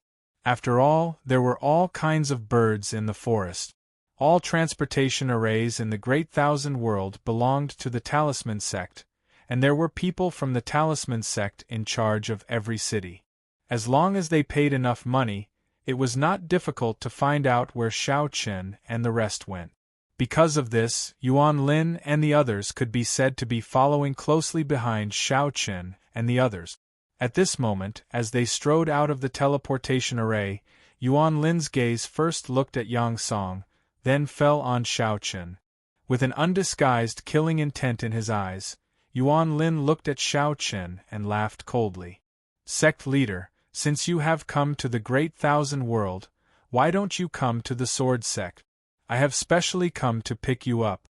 Yuan Lin, Yang Song and the other 3 Sword Sect elders immediately stood in front of Xiao Chen. Yang Song glared at Yuan Lin and said coldly, "Yuan Lin, are you really going to go against the old sect leader's orders?" It was the heaven-breaking Sword Sovereign's choice that Xiao Chen became the sect leader of the Sword Sect. What Yuan Lin and the rest were doing now was going against the heaven-breaking Sword Sovereign's wishes. However, when he heard Yang Song's words, Yuan Lin did not care at all. He laughed coldly and said, "Yang Song, don't slander me. When did I go against the old sect leader? Aren't I here to personally welcome the sect leader back to the Sword Sect? Humph, if that's the case, then I won't trouble you. I will escort the sect leader back to the Sword Sect. You can go back now." Yang Song snorted coldly. Obviously, no one believed Yuan Lin's words. However, Yuan Lin did not mind and shook his head. That won't do. If anything happens to the sect leader, how am I going to explain it to the old sect leader? That's why it's better for me to personally escort the sect leader back to the sword sect. After successfully catching up to Xiao Chen and the rest, Yuan Lin was no longer afraid that Xiao Chen and the rest would escape. Furthermore, Xiao Chen only had Yang Song and the three elders to protect him. In Yuan Lin's eyes, there was no threat at all. The only thing that Yuan Lin was a little worried about was that this was Nangong City. If he were to make a move here, he would have to be careful about the family Nangong. After all, the family Nangong had been passed down for so many years and was not weak. At the very least, it was not much weaker than the current sword sect. However, to Yuan Lin, this was just a little bit of worry. After all, the family Nangong had to give some face to the sword sect. If he were to make a move, he would just have to give some compensation when the time came. Naturally, it was not allowed to make a move in Nangong City. However, this also depended on one's strength. If one was strong enough, one would be able to go beyond the rules. This was the reality. Yang Song obviously would not allow Yuan Lin to take Xiao Chen away. If Xiao Chen were to fall into Yuan Lin's hands, the result would be obvious. Coldly looking at Yuan Lin, Yang Song was already secretly on guard, in case Yuan Lin suddenly made a move. Looking at Yang Song, who would rather die than retreat, the killing intent in Yuan Lin's eyes grew stronger. A faint killing intent spread out from his body. Immediately after, he coldly said to Yang Song, "Yang Song, this is your own death wish. You can't blame anyone else." Yuan Lin was already prepared to make a move. At the same time, a deacon who had followed Yuan Lin here also coldly shouted at the surrounding cultivators. "The sword sect is here to handle matters. Get lost." Due to the confrontation between the two sides, many cultivators outside the transportation array were attracted to watch. However, at this time, after hearing that Yuan Lin and the others were experts from the sword sect, many people immediately left. To them, the sword sect was not to be trifled with. After ordering the surrounding onlookers to back off, the deacon walked towards a nearby symbol master from the symbol gate. A smile appeared on his face as he spoke. "These people are people that my sword sect wants to capture. I hope that our friends from the symbol sect can make things convenient for us. Of course, all losses will be borne by my sword sect." After all, this was the periphery of the transportation array. If they wanted to make a move, they obviously had to inform the symbol sect. As he spoke, the deacon handed a storage ring to the symbol master. It was obvious that there were many good things inside. Hearing these words, the symbol master calmly received the storage ring. Using his divine sense, he checked the contents of the ring. Soon after, he smiled and said, "Hurry up. Don't worry, it will be over soon." Hearing these words, the deacon smiled and replied, "Begging for collection, begging for monthly votes, begging for recommendations."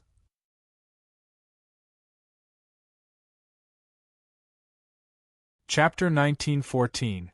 This time, He Ying had repeatedly warned Yuan Lin not to let any accidents happen.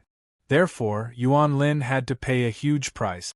Otherwise, if it was someone else, Yuan Lin might not have chosen to make a move in Nangong City. After all, the price he had to pay was quite high. Not only did he have to bribe the people from the Talisman Gate, but he also had to give an explanation to the family Nangong. And this so-called explanation was nothing more than compensation. If it was someone else, Yuan Lin would definitely choose to make a move after leaving the city. However, it was different since his target was Xiao Chen. Even if he had to pay a price, Yuan Lin wanted to kill Xiao Chen as soon as possible. He would kill him first. As for what would happen to the family Nangong, that was a matter for the future. Yuan Lin would not give Xiao Chen any chance. This could be seen from the fact that Yuan Lin did not hesitate to make a move in Nangong City. The Talisman Gate had already been arranged. At the same time, A sharp sword, intense sword into the sky from Yuan Lin's body. Then, a terrifying aura instantly locked down the entire space. An almighty immortal emperor was able to lock down space. Needless to say, an expert at Yuan Lin's level was able to do so. With the space locked down, the battle would not affect the surrounding area. At the same time, the people inside would not be able to leave unless their strength was close to Yuan Lin's and could break through Yuan Lin's space lock. However, it was obvious that with the cultivation of Shao Chun and the rest, they would not be able to do so. The space was slowly being locked down. However, at this moment, Yang Song suddenly made a move. The storage ring in his hand flashed, and he immediately slashed out with his sword, cutting a hole in Yuan Lin's space lock. Yang Song attacked. At the same time, Shao Chen, Xian Yuanling, Long Qing, Qin Shuru, Shao Qing, Bai Ruyue, and the Wine Daoist all rushed out and fled. Earlier, Yang Song had already secretly transmitted a message to Shao Chen, asking Shao Chen and the others to go to the family Nangong as soon as possible, while Yang Song stayed behind to stop Yuan Lin and the others. Right now, their only chance of survival was to go to the family Nangong. Therefore, at this moment, after Yang Song made his move, Shao Chen and the others did not hesitate to rush towards the inner city. Seeing Shao Chen and the others' actions, Yuan Lin didn't care at all and sneered. "Do you think you can run away? Kill them." Hearing Yuan Lin's words, the dozen or so sword sect experts beside him all attacked together. However, Yang Song was one step ahead of them and stopped them. He slashed his sword at an elder on Yuan Lin's side. However, in the next second, Yang Song's attack was blocked by Yuan Lin. Both of them were the 5 sword leaders of the sword sect. Yuan Lin was naturally not afraid of Yang Song. After blocking Yang Song's sword, Yuan Lin smiled faintly and said, "Yang Song, your opponent is me." Yuan Lin's goal was to delay Yang Song.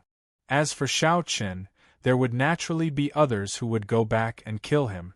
With Shao Chen's cultivation, let alone an elder, even if Shao Chen attacked, he probably wouldn't be able to block it.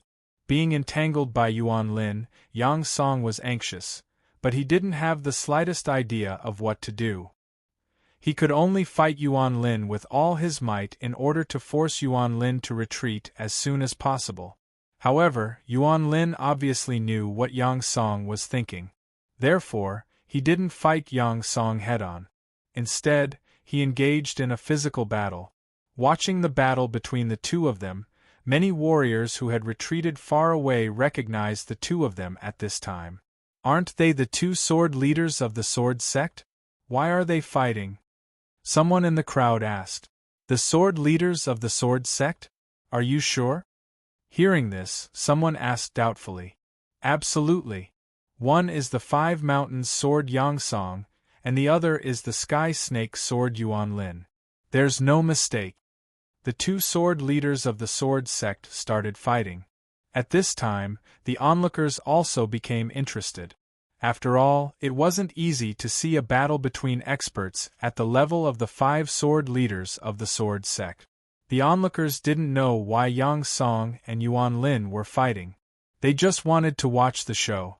After all, they weren't qualified to interfere in the affairs of the sword sect.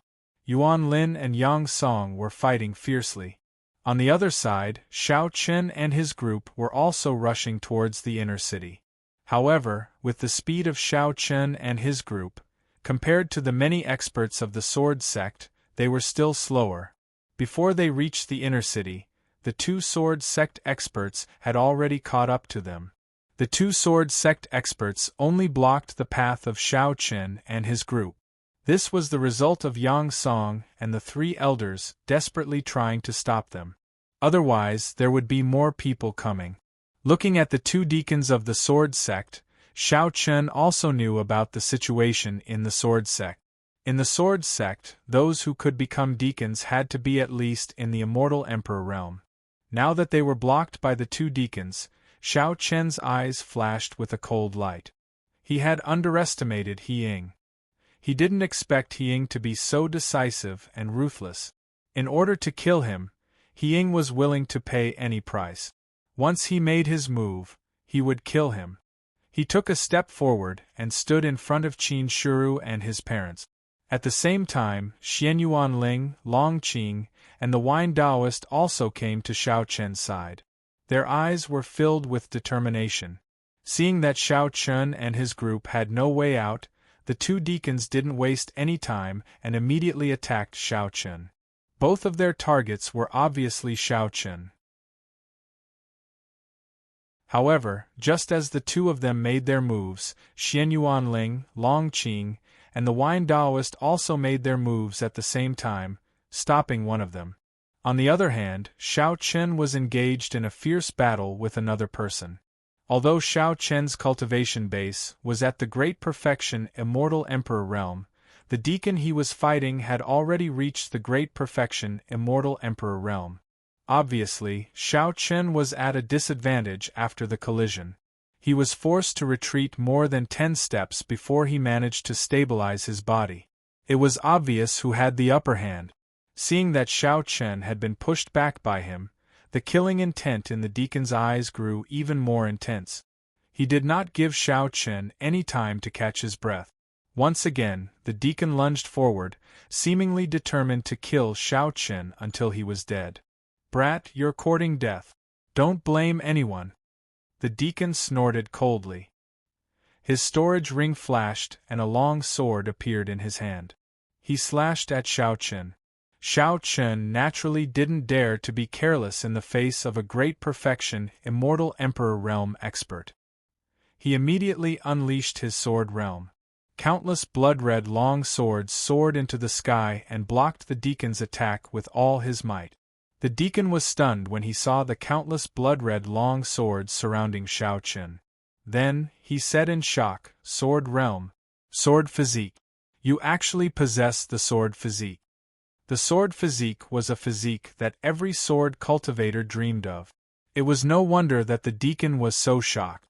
However, while he was still in shock, a surge of bloodline power erupted from Xiao Chen's body. The deacon's expression changed drastically when he sensed the surge of bloodline power. Begging for collection, begging for monthly votes, begging for recommendation.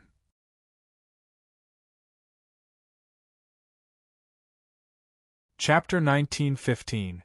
Naturally, Xiao Chen couldn't hold back in the face of this deacon who was a perfected immortal emperor. Even so, it was still difficult for Xiao Chen to contend with this deacon. After all, there was a huge gap between their cultivation bases. Xiao Chen's combat strength was already extremely heaven-defying to be able to contend with this deacon. However, at this moment, as the bloodline power in Xiao Chen's body soared into the sky, the deacon, who was already very surprised, suddenly changed his expression. He sensed the exact same aura from Xiao Chen's bloodline power as the heaven-breaking sword sovereign. If it weren't for the fact that Xiao Chen's bloodline power was worlds apart from the heaven-breaking sword sovereigns, perhaps the deacon would have thought that the person in front of him wasn't Xiao Chen, but the heaven-breaking sword sovereign. The deacon's expression changed drastically. He said in disbelief, "You. The heaven-breaking sword sovereign passed his bloodline power to you." Xiao Chen's bloodline power was exactly the same as the heaven-breaking sword sovereign's. There was only one possibility, and that was that Xiao Chen's bloodline power was passed down to him by the heaven-breaking sword sovereign. He was extremely shocked. He didn't expect the heaven-breaking sword sovereign to pass down his bloodline power to Xiao Chen. This was enough to prove that Xiao Chen's identity was real. However, the killing intent in the deacon's eyes grew even stronger. Because of this, Xiao Chen deserved to die even more. He absolutely couldn't allow Xiao Chen to return to the sword sect. After all, there were many elders in the sword sect who were also heaven-breaking sword sovereigns.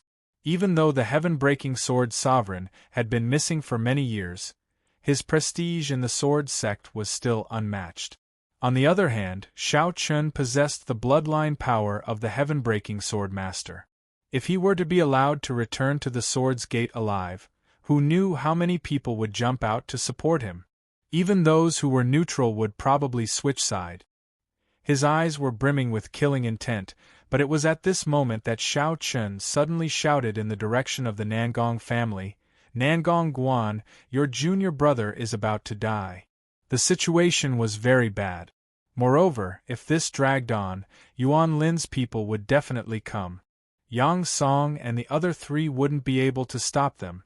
Therefore, Xiao Chen had no choice but to shout in hopes that Nangong Guan would hear him and show herself. The deacon didn't understand what Xiao Chen meant. He sneered and said, "Kid, no one can save you today." He didn't think that the family Nangong would help Xiao Chen. After all, Xiao Chen's death was nothing compared to offending the sword sect. After he finished speaking, the deacon attacked again. Xiao Chen had no choice but to fight to the death. The battle continued. At the same time, in the center of the inner city, there was a simple and beautiful house. This was the family Nangong's mansion. It had been here for many years. To be able to become a first-rate force in the great thousand world in the form of a family Nangong, there was no need to doubt its strength. Apart from the 10 great Lingtian sects, the family Nangong didn't fear any other forces in the great thousand world. At this moment, in the backyard of the family Nangong, a handsome middle-aged man was brewing tea. There were several people standing respectfully in front of him, as if they were reporting something to him. This middle-aged man merely sat there, yet he gave off a faint, oppressive might. This sort of oppressive might was naturally formed by being in a high position for many years. The middle-aged man was the target of Xiao Chen's trip. He was the current head of the family Nangong, Nangong Guan. He was also Xiao Chen's eldest senior brother. It was as if he didn't care about the reports of the people in front of him. Facing Nangong Guan's natural attitude, one of the old men said anxiously, "The 2 sword heads of the sword sect and the family Nangong Guan are fighting in the outer city. Are we not going to do anything about it?" The family Nangong naturally knew about the fierce battle between Yuan Lin and Yang Song. However, Nangong Guan didn't say anything about it. It was as if she didn't care at all.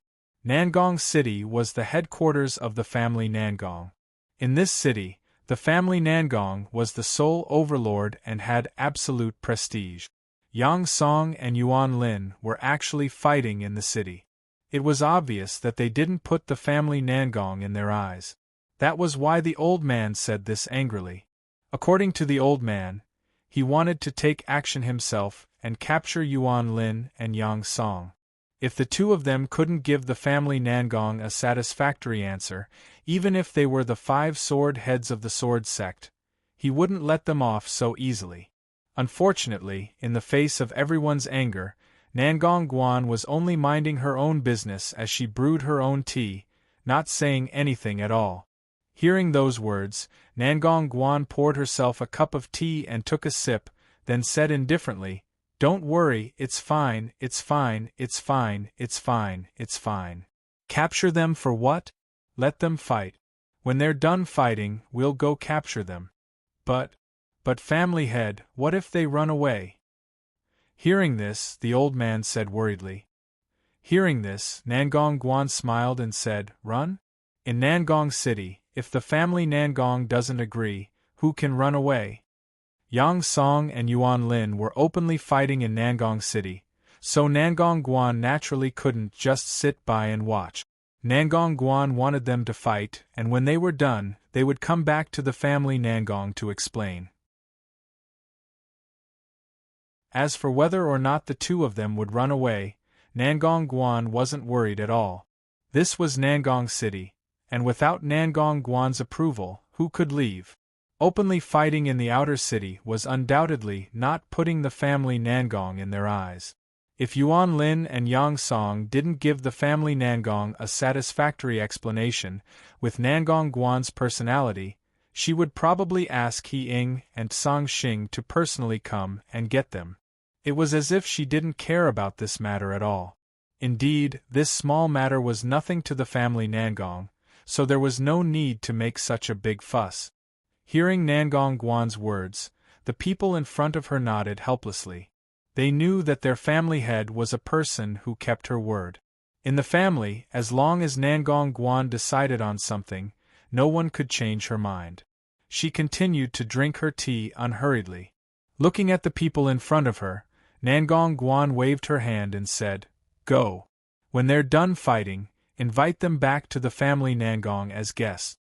Although she said they were guests, it was obvious that she wanted to capture them. Hearing this, everyone respectfully nodded and prepared to leave. However, at this moment, before anyone could take a step forward, a shout came from the direction of Shao Chen in the outer city. "Nangong Guan, your junior brother is about to die." The voice was carried by spiritual energy, which was why it reached the family Nangong. Hearing this, Nangong Guan, who was originally calm, was slightly surprised. She immediately turned her head and looked in the direction of the voice. "Sorry, brothers, there was a blackout in the morning. The electricity only came back now. This is the first update."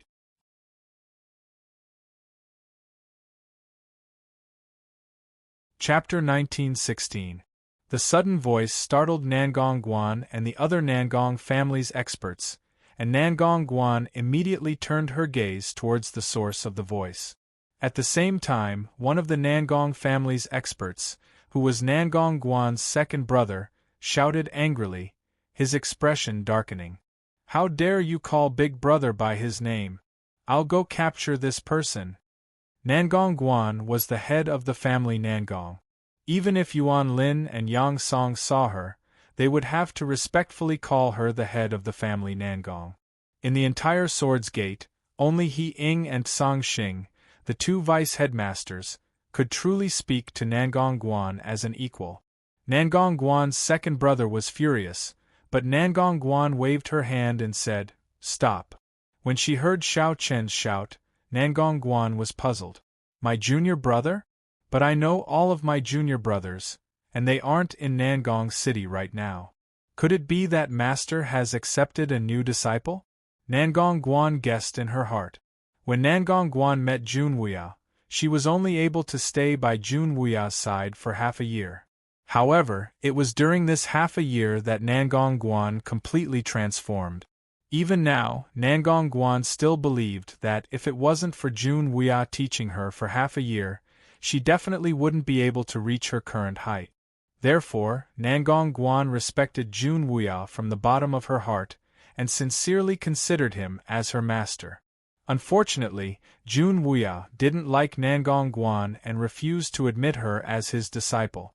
In the end, Nangong Guan had no choice but to admit that she was Jun Wuya's disciple in name. Jun Wuya also tacitly agreed. According to what Nangong Guan knew, among the four of them, fourth junior sister Xiao Xiao had followed Jun Wuya for the longest time. Originally, they all thought that Jun Wuya would accept Xiao Xiao as his disciple. After all, Xiao Xiao was the holy maiden of the Moon Palace, and her talent was indisputable. But who would have thought that Jun Wuya still didn't accept Xiao Xiao as his disciple? Like the other three senior brothers, Xiao Xiao could only call herself Jun Wuya's disciple in name. But even so, the four of them had a good relationship with each other. Every once in a while, the four of them would gather together, and this had basically become a habit. At this moment, there was someone claiming to be her junior brother. Although Nangong Guan didn't recognize him, she still respected Jun Wuya. After thinking for a moment, Nangong Guan decided to personally go and take a look. If he really was Jun Wuya's disciple, she couldn't let anything happen to him. Of course, if the other party was an impostor, then no matter what his status was, Nangong Guan would make him regret being born into this world. No one was allowed to sully her master's reputation. Thinking up to here, Nangong Guan slowly stood up and disappeared. Seeing this, Nangong Guan's second brother and the other family Nangong experts were stunned for a moment, but they quickly chased after Nangong Guan. Nangong Guan left for the outer city. At the same time, Shao Chen, Qin Shuru, and the other two women were also fighting fiercely against the attendant. Shao Chen wasn't a match for the attendant, and Qin Shuru and the other 2 women naturally wouldn't just stand by and watch. However, the 5 women's cultivations weren't as high as Xiao Chen's, so most of the time, it was Xiao Chen who was fighting against the attendant, and the 5 women only served as a distraction. However, even if they joined forces, they were still suppressed by the attendant, and Qin Shuru and 100 Flower Fairy were already injured. Seeing the 2 women with bloodstains at the corners of their mouths, Xiao Chen's eyes were filled with killing intent as he stared at the attendant. It was as if he wanted to swallow the attendant alive. However, facing Xiao Chen's murderous gaze, the attendant didn't seem to care at all. He swung his sword again and sneered. "Brat, don't look at me like that. Looks can't kill people." The attendant had absolute confidence in taking down Xiao Chen. Although Xiao Chen's battle prowess was heaven-defying, Xiao Chen wouldn't be able to hold on for long with the difference in their cultivations. However, just as the attendant finished speaking and swung his sword at Xiao Chen, a golden ray of light suddenly shot out from the distance in front of Xiao Chen, easily breaking the attendant's sword. The sudden appearance of the golden ray of light caused the attendant's expression to change, and he couldn't help but turn his head to look. He immediately saw Nangong Guan standing proudly in the sky. Nangong Guan hurriedly rushed over. She still couldn't confirm Xiao Chen's identity, so she had to act. Of course, if Xiao Chen couldn't prove his words in the end, Nangong Guan would probably personally deal with him. With her hands behind her back and an imposing aura, the attendant didn't dare to look at her directly. At the same time, the other attendant who was fighting with Long Qing, Xian Yuanling, and the Wine Taoist also stopped his attack. Nangong Guan's sudden appearance stunned the 2 of them. However, one of the attendants immediately bowed respectfully to Nangong Guan and said, "Family Nangong Master, these people are traitors of our sword sect. We came here under the orders of the Vice Sect Master to capture them. When the time comes, we will definitely give the family Nangong an explanation." The 2 of them thought that Nangong Guan had appeared here because they were fighting in Nangong City, but they didn't know that this wasn't the case at all. Nangong Guan didn't pay any attention to their words.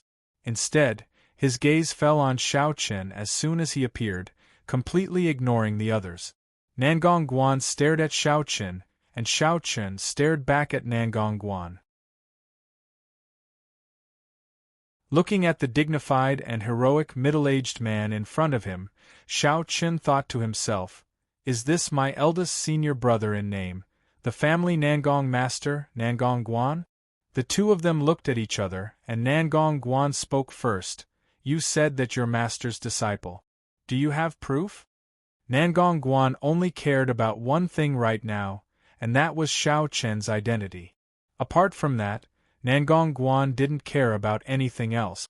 After hearing Nangong Guan's words, Xiao Chen took out the command medallion that Jun Wuya had given him before he left from his storage ring and tossed it to Nangong Guan. After catching the command medallion, Nangong Guan was completely stunned. Looking at the command medallion in his hand, Nangong Guan felt as if he was holding a peerless treasure. He was completely stunned, and he didn't say anything for a long time as he stared fixedly at the command medallion. However, while Nangong Guan was still in a daze, the attendant who was fighting Xiao Chen just now noticed that Xiao Chen was completely defenseless. Immediately after, he did something that no one expected, and that was to directly stab his sword towards Xiao Chen's heart. Begging for your collection, begging for monthly votes, begging for recommendations.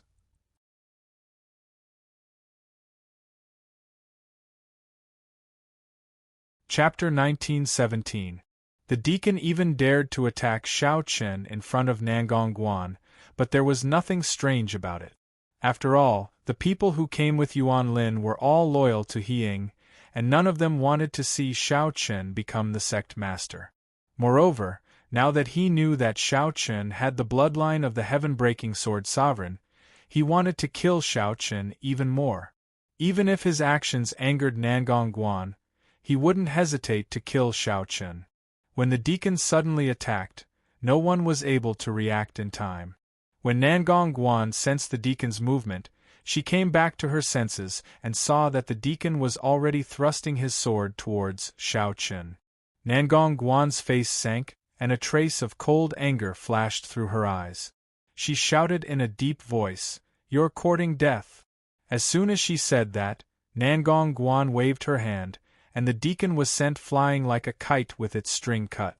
Nangong Guan was in existence on the same level as He Ying and Song Xing, so the deacon was naturally no match for Nangong Guan. There was a huge gap between the two of them.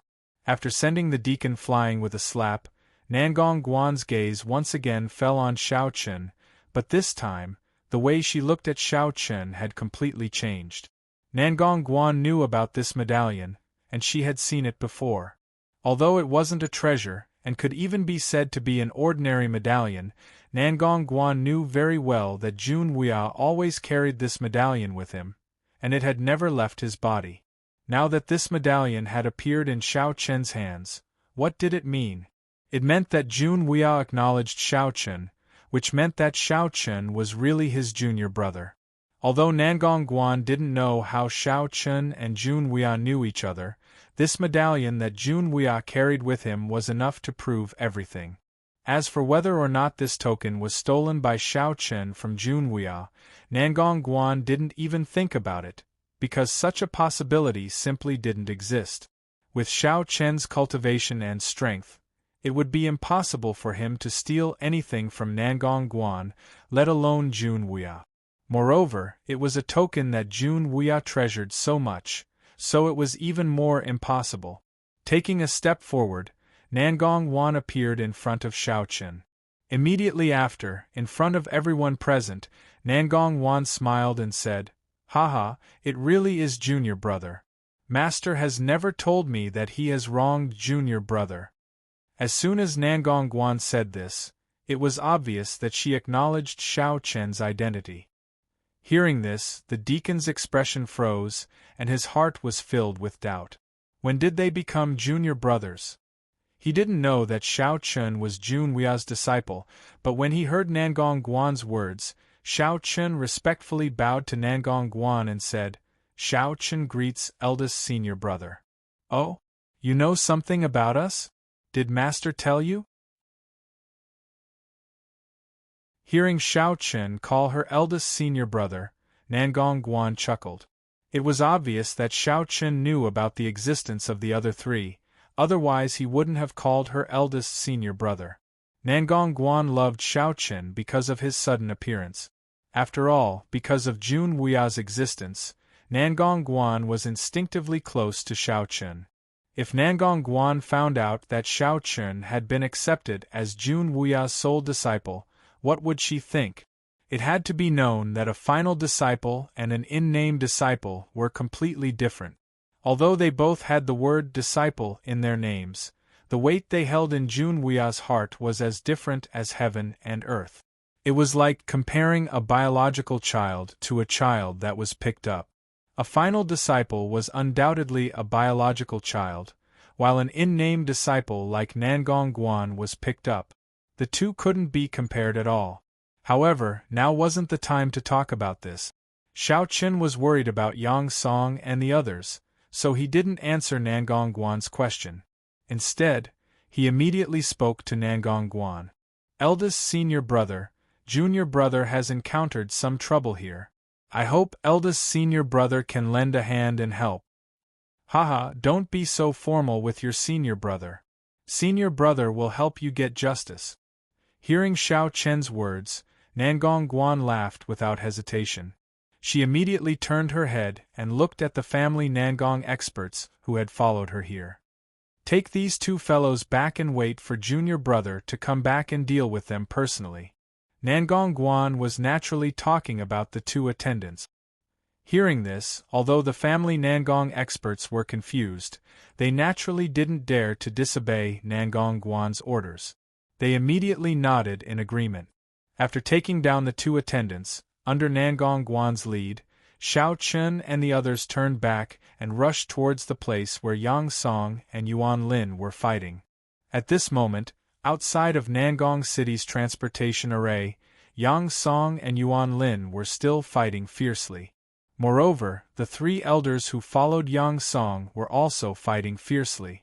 However, due to the difference in numbers, Yang Song's side was clearly in a critical situation. Especially the three elders, they were all seriously injured. If it weren't for them fearlessly stalling Yuan Lin's side, someone would have already attacked Xiao Chen and the others. It wouldn't have just been two attendants. Yuan Lin and Yang Song were fighting fiercely, and there were two other Yuan Lin's elders assisting them. With two more elders by his side, Yang Song naturally had to be on guard.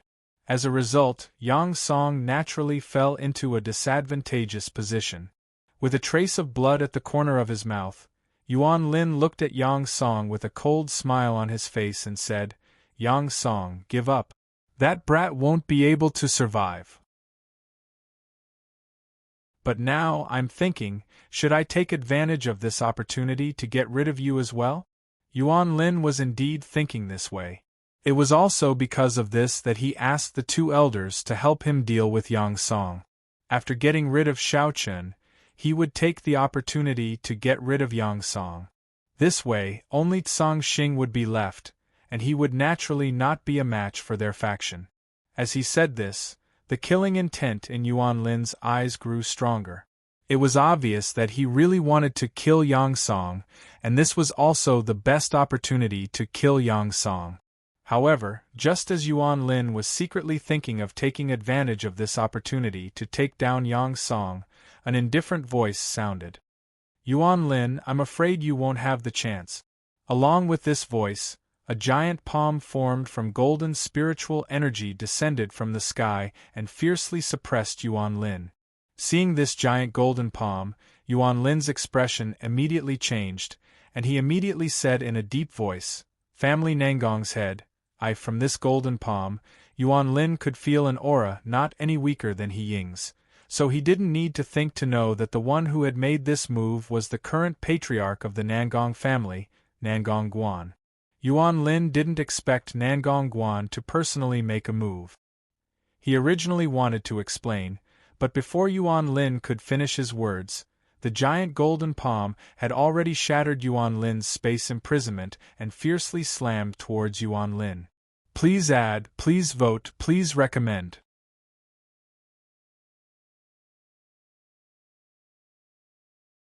Chapter 1918. The giant golden palm slammed into the ground, causing the ground to shake. Then, Xiao Chen's group, as well as Nangong Guan and the family Nangong's experts, appeared in the sky. The sudden change caused both sides to stop what they were doing. Then, as the golden palm disappeared, Yuan Lin's figure appeared in front of everyone once again. At this moment, Yuan Lin was in a sorry state. There was a trace of blood at the corner of his mouth, and his hair was a bit messy. It was obvious that Nangong Guan's attack just now had injured him quite badly. Yuan Lin raised his head and looked at Nangong Guan in confusion. He wanted to explain himself, but when he saw Xiao Chen standing next to Nangong Guan, the expression in Yuan Lin's eyes changed. Xiao Chen wasn't dead yet? Why was he standing next to Nangong Guan? Yuan Lin's heart was filled with hesitation, but he quickly realized that Nangong Guan had helped Xiao Chen. He didn't know what kind of relationship Nangong Guan had with Xiao Chen. Logically speaking, the two of them shouldn't have had any interactions. After all, this was the first time Xiao Chen had come to the Great Thousand World, so it was impossible for him to know Nangong Guan. Xiao Chen ignored Yuan Lin's shock and confusion. He walked up to Yang Song and looked at the sorry state that Yang Song was in. Xiao Chen asked with concern, "Senior, are you all right?" "Thank you for your concern, sect leader. I'm fine." Yang Song heaved a sigh of relief when he heard this. Since Xiao Chen and Nangong Guan had appeared here, it meant that everything had been resolved. Xiao Chen had also successfully acknowledged Nangong Guan, and Nangong Guan had also acknowledged Xiao Chen's identity.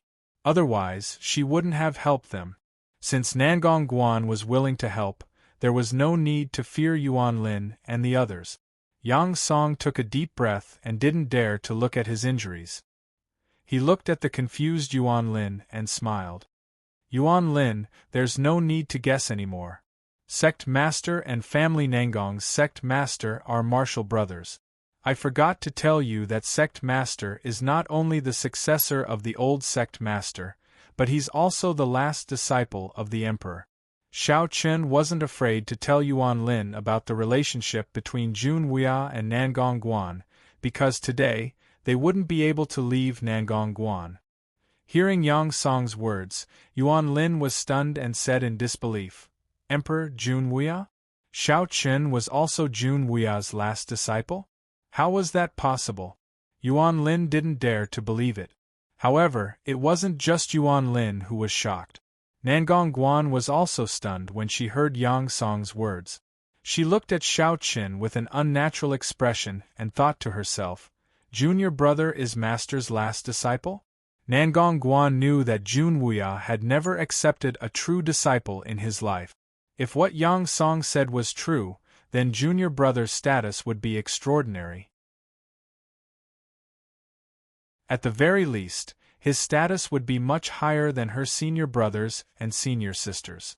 Thinking of this, Xiao Chen's weight in Nangong Guan's heart increased by a few degrees. After a short moment of shock, Yuan Lin's reaction wasn't very good.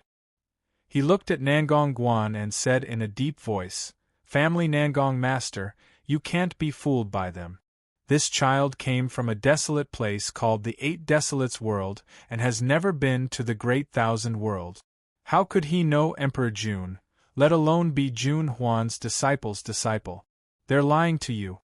After the initial shock, Yuan Lin quickly thought of a countermeasure. Now that things had reached this point, he could only try everything he could. He had to calm Nangong Guan down first. Otherwise, they would be in danger. After all, this was the family Nangong's territory. Nangong Guan wanted to deny Xiao Chen's identity, but when she heard his words, she coldly snorted without hesitation. Yuan Lin, save your petty tricks. Since junior brother is Master's only disciple, how could he not have proof? Do you think I'll believe your words? Xiao Chen had Jun Wuya's personal token, so there was no need to doubt his credibility. Therefore, Yuan Lin's words were meaningless to Nangong Guan. After hearing Nangong Guan's answer, Yuan Lin knew that his idea wouldn't work. Thus, Yuan Lin made a prompt decision and shouted, Let's go. After saying that, he turned around to leave. Seeing this, Xiao Chen looked at Nangong Guan and said, Eldest senior brother, according to Xiao Chen's thoughts, he naturally couldn't let Yuan Lin and the others leave this time. He had already released a tiger back to the mountain, so Xiao Chen wouldn't do such a stupid thing. After hearing Xiao Chen's words, Nangong Guan smiled confidently and said, Don't worry, junior brother. In Nangong City, without senior brother's permission, none of them can leave. After saying that, Nangong Guan clenched her fist and completely sealed the space around Yuan Lin. This way, even if Yuan Lin wanted to enter the void, it would be impossible. Nangong Guan took a step forward and personally dealt with Yuan Lin. After that, the experts from the family Nangong who came with Nangong Guan also took action and chased after the fleeing people.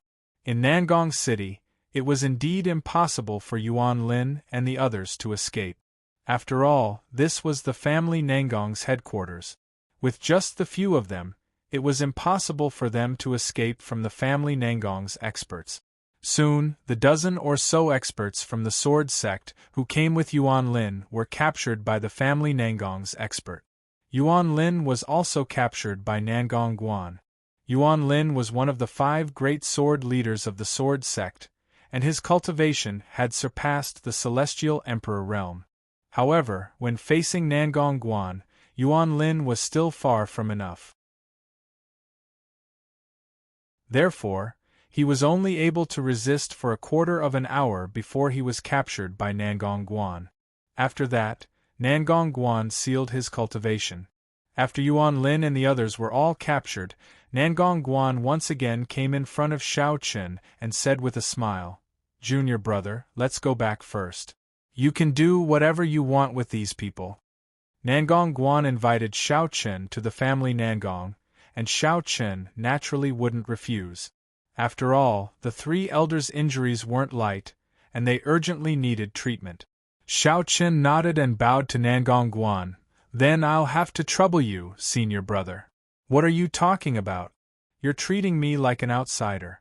Moreover, I also want to ask about Master's situation. I haven't seen Master for many years. After saying that, a trace of reminiscence appeared on Nangong Guan's face. Indeed, Nangong Guan and the others hadn't seen Jun Wuya for many years. Although they wanted to find Master's whereabouts, with Jun Wuya's personality, it was obvious that they wouldn't be able to find him. Just like that, under Nangong Guan's lead, Xiao Chen and the others returned to the family Nangong. Before leaving, Nangong Guan didn't forget to turn to the Talisman Sect's Talisman Master in charge of Nangong City. Brother Zhang, family Nangong will take responsibility for today's losses. I hope Brother Zhang can be magnanimous enough to forgive us. Family Nangong Master's words are too serious. It's just a small matter. Hearing this, the Talisman Master replied with a smile. In the previous battle, Nangong City's transportation array had been completely destroyed. As such, the family Nangong naturally had to give the Talisman Sect an explanation. After all, the Talisman Sect wasn't an organization that the family Nangong could afford to offend. However, since Nangong Guan said so, the Talisman Master in charge of Nangong City naturally wouldn't refuse to give her face. Begging for collection, begging for monthly votes, begging for recommendations.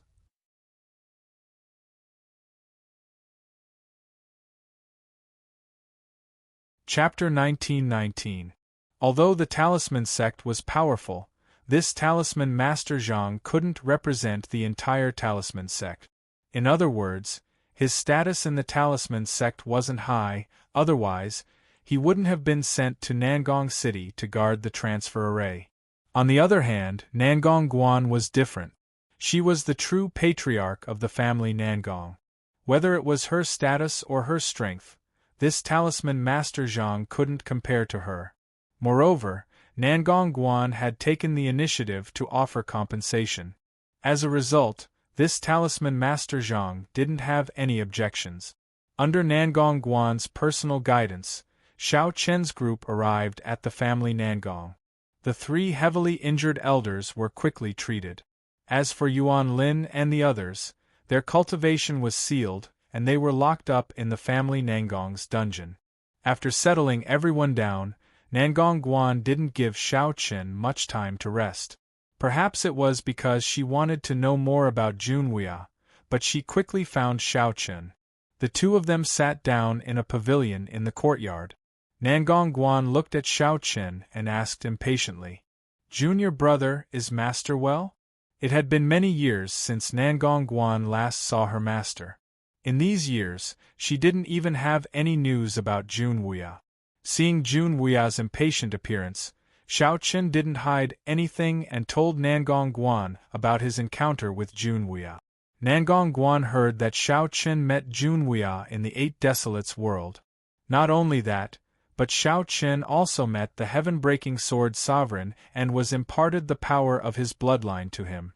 Hearing Xiao Chen's words, Nangong Guan looked at Xiao Chen with envy and said, "Junior brother stayed by Master's side for 20 years? After learning that Xiao Chen had been cultivating with Jun Wuya for 20 years, and that Jun Wuya had given up everything just to teach Xiao Chen, Nangong Guan felt a burst of envy in her heart. It couldn't be helped. Although the four of them claimed to be Jun Wuya's disciples in name, even Xiao Xiao, who had followed Jun Wuya the longest, had only followed him for a short year. On the other hand, Xiao Chen had lived with Jun Wuya for 20 years. The difference in treatment was like heaven and earth. Faced with Nangong Guan's envy, Xiao Chen smiled helplessly and said, "Yes, I stayed there for 20 years. However, after Master left to travel the world, I came to the Great Thousand World." He told Nangong Guan that Jun Wuya had left to travel the world, and that he wouldn't be able to see Jun Wuya for a while. Hearing Xiao Chen's words, Nangong Guan sighed helplessly and said, Master has never been restricted by anything. It seems that I don't know when I'll be able to see him again. Eldest senior brother, you don't need to worry. Master said that when he returns to the Great Thousand World, he will look for me. At that time, eldest senior brother will naturally be able to see Master, Xiao Chen said with a smile. Hearing this, Nangong Guan stared blankly for a moment, then nodded in agreement. Since Xiao Chen was Master's only disciple, then Master definitely attached great importance to him. When Master returned from his travels, he would definitely look for Xiao Chen. At that time, if Nangong Guan followed Xiao Chen, she would naturally be able to see Master as well. Nangong Guan was extremely envious of Xiao Chen, but at the same time, Xiao Chen's importance in Nangong Guan's heart grew heavier and heavier. After all, he was someone that Master attached great importance to. Moreover, when Master left, he gave his personal command medallion to Xiao Chen, and told him that if he encountered any trouble, he could look for Nangong Guan and the others. In that case, Nangong Guan's 4 disciples didn't have no place in Master's heart. When she thought of this, Nangong Guan's mood improved a little. At least her master still had her in his heart. Moreover, since her master had already spoken, Nangong Guan decided that she would do her best to help her junior brother this time. She couldn't disappoint her master. After talking about Junhua, Nangong Guan asked Xiao Chen why he had come to the Great Thousand World, and why he was being chased by Yuan Lin and the others. Faced with Nangong Guan's questions, Xiao Chen naturally didn't hide anything. After all, he still needed Nangong Guan's help with the matters of the sword sect. Otherwise, Xiao Chen wouldn't have the confidence to secure the position of the sword sect's sect leader. Xiao Chen then told Nangong Guan everything that had happened in the sword gate. After hearing Xiao Chen's explanation, Nangong Guan said in a daze, I didn't expect junior brother to be the sect master of the sword gate. Nangong Guan naturally knew about the sword sect. After all, the sword sects might once swept across the entire Great Thousand World. Although it had declined, its reputation still existed. Xiao Chen was able to become the sect leader of the sword sect at such a young age, and in Nangong Guan's opinion, he definitely had great luck. Not only was he accepted by Junhua as his last disciple, but he also met Sword Sovereign Patian and became the sect leader of the sword sect. Looking at Xiao Chen in front of her, Nangong Guan felt that this junior brother of hers really wasn't an ordinary person. His future achievements would be limitless. After explaining the matters of the sword sect to Nangong Guan, Xiao Chen officially got to the point and spoke of his purpose for coming here. Actually, this junior brother came here in hopes that senior brother could lend a hand. Junior martial brother, do you want me to make a trip to the sword gate? Nangong Guan probed. Nangong Guan didn't know much about the internal situation of the sword sect, but after hearing Xiao Chen's words, she was able to make some guesses. In response to Nangong Guan's guesses, Xiao Chen nodded and told Nangong Guan about the internal situation of the sword sect. There were 3 factions within the sword sect, and with just Xiao Chen and Song Xing's strength, it would be very difficult for them to convince the masses. As such, they would need to rely on external strength. In the Great Thousand World, the only people Xiao Chen could rely on were Nangong Guan and the other 3 senior brothers and senior sisters in name. When she heard that Xiao Chen needed help, Nangong Guan didn't even think about it before agreeing. Of course. Since Sword Sovereign Patian has entrusted the sword sect to junior brother, senior brother naturally won't just stand by and watch. Junior brother, please wait here for a few days. I'll send a message to the other 3 and have them come over. When the time comes, we'll go to the sword sect together. If they wanted to force the sword sect, Nangong Guan alone wouldn't be enough. As such, even without Xiao Chen saying anything, Nangong Guan was already prepared to send a message to the other 3. When the time came, the 4 of them would definitely be able to help Xiao Chen take complete control of the sword sect. Seeing that Nangong Guan was so straightforward, Xiao Chen inwardly let out a sigh of relief. However, he still sincerely thanked Nangong Guan. "Thank you, senior brother. Alright, you and I are senior brothers, so there's no need to draw such a clear line between us. Moreover, Master told you to come find me, so as your senior brother, I naturally have to help." Nangong Guan didn't mind Xiao Chen's words at all. "Please add me to your collection, monthly vote, recommend me."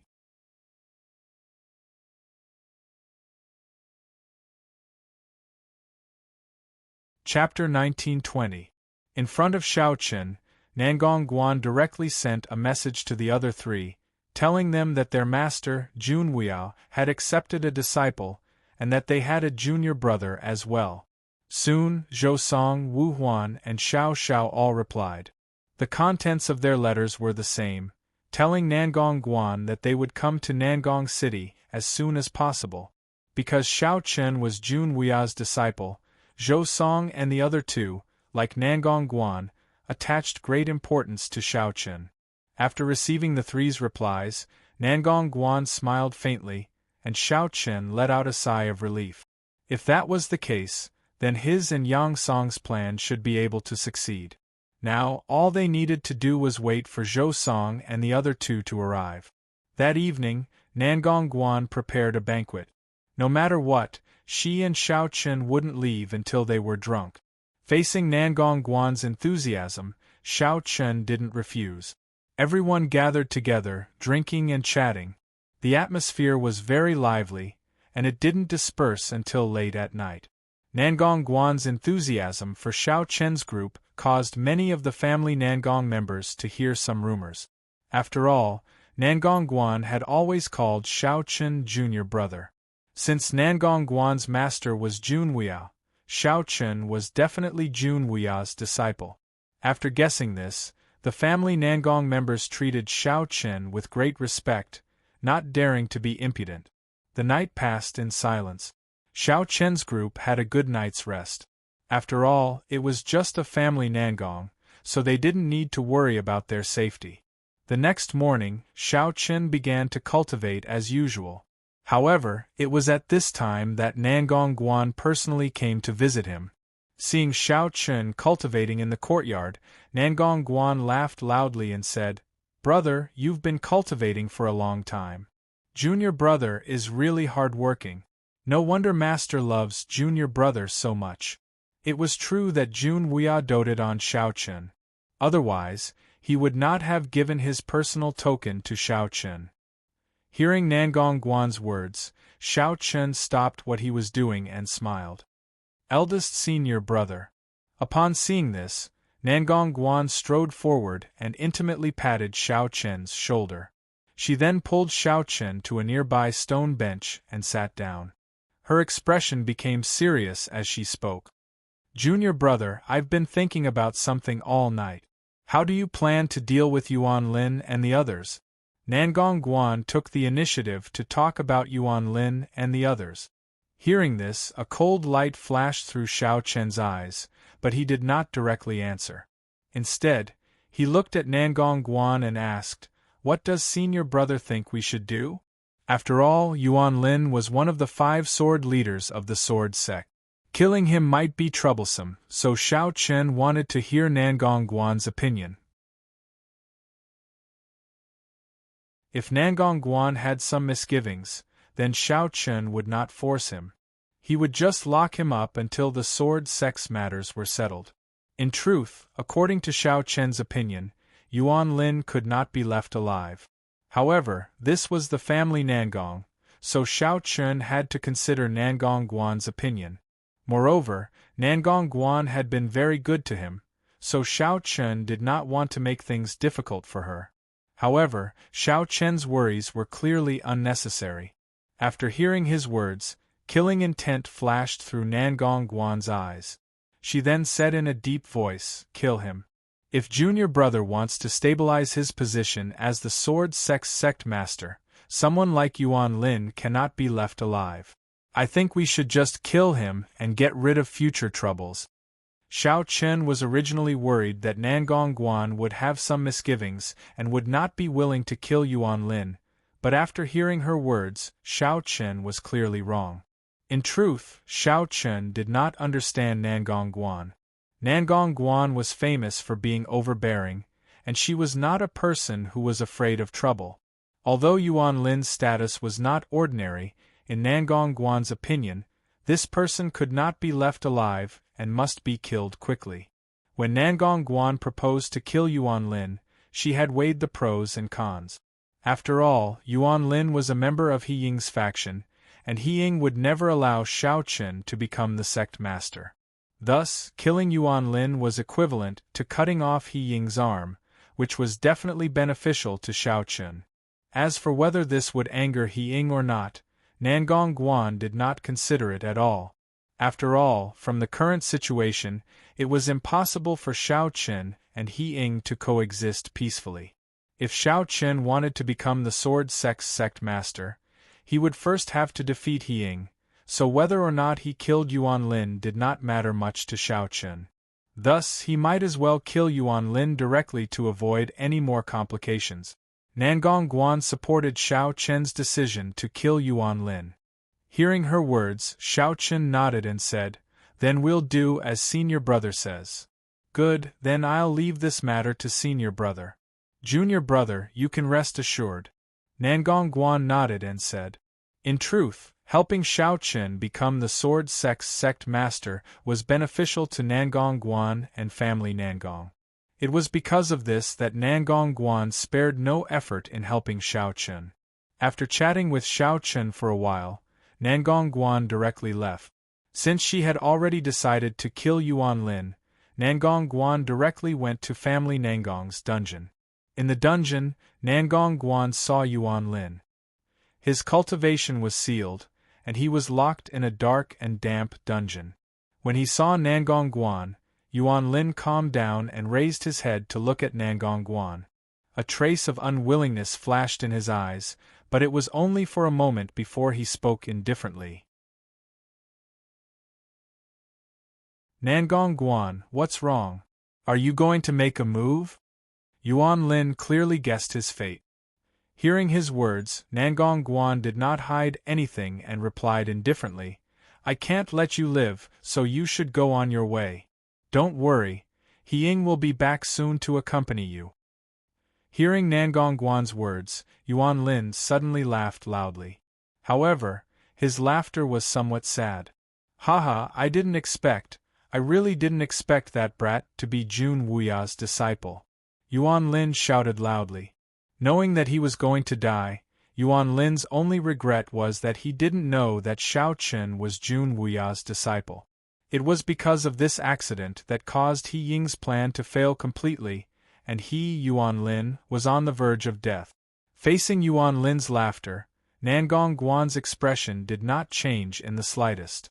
She only said indifferently, "There are many unexpected things. The only thing you did wrong was to block my junior brother's path."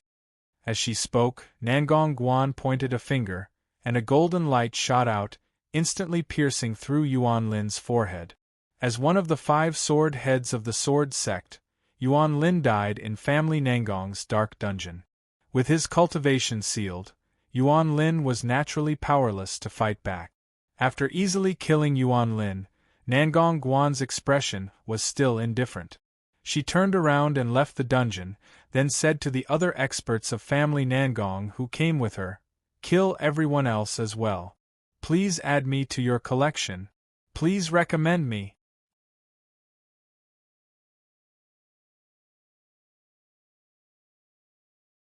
Chapter 1921.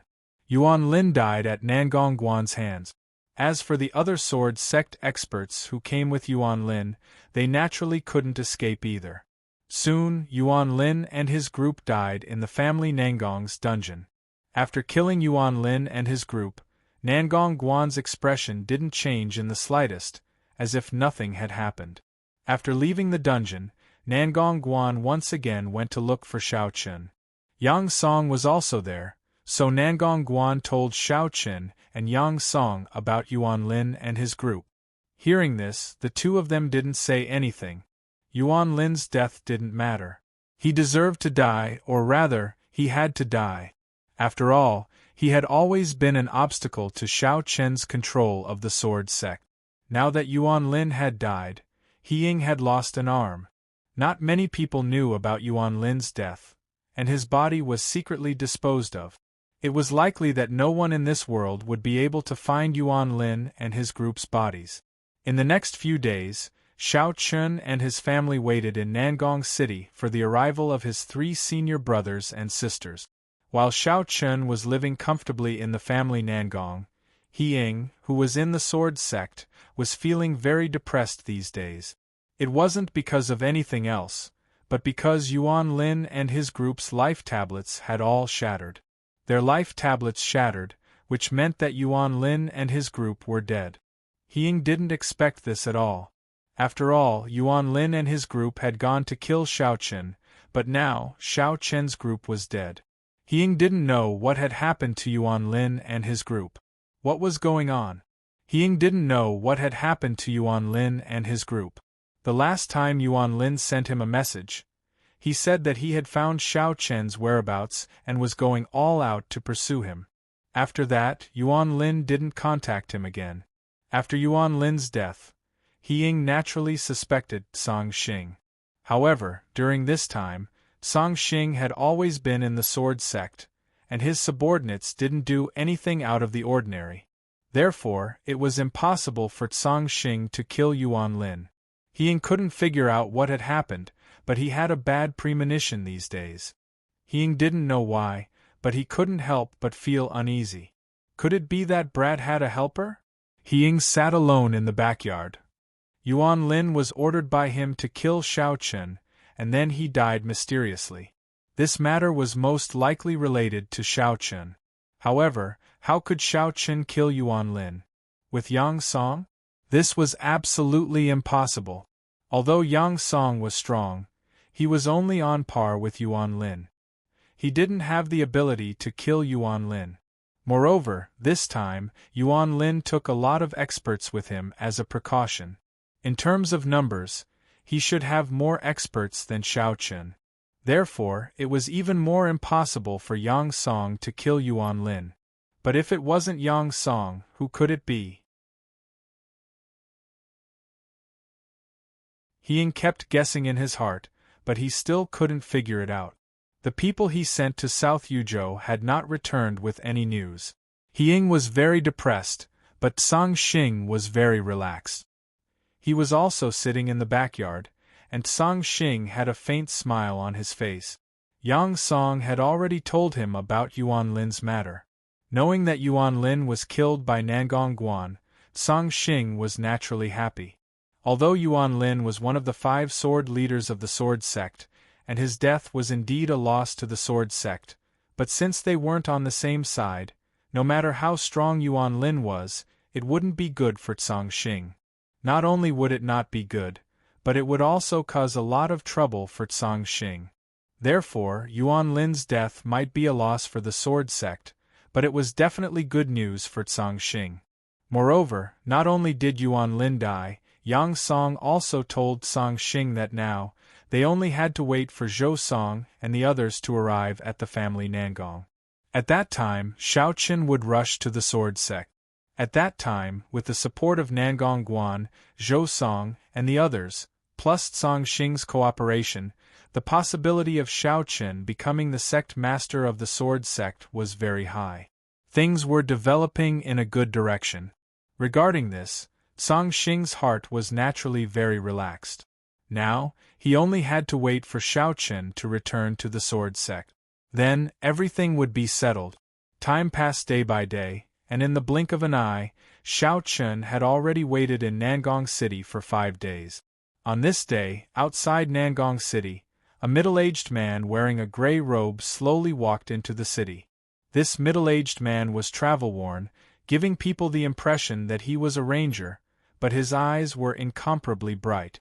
Walking alone into the inner city, the middle-aged man's expressionless face gradually revealed a trace of a smile, and he softly muttered, "Little junior brother, I didn't think that master would accept a true disciple. I just don't know what's so special about this little junior brother of mine that even Master would have a whole new level of respect for him."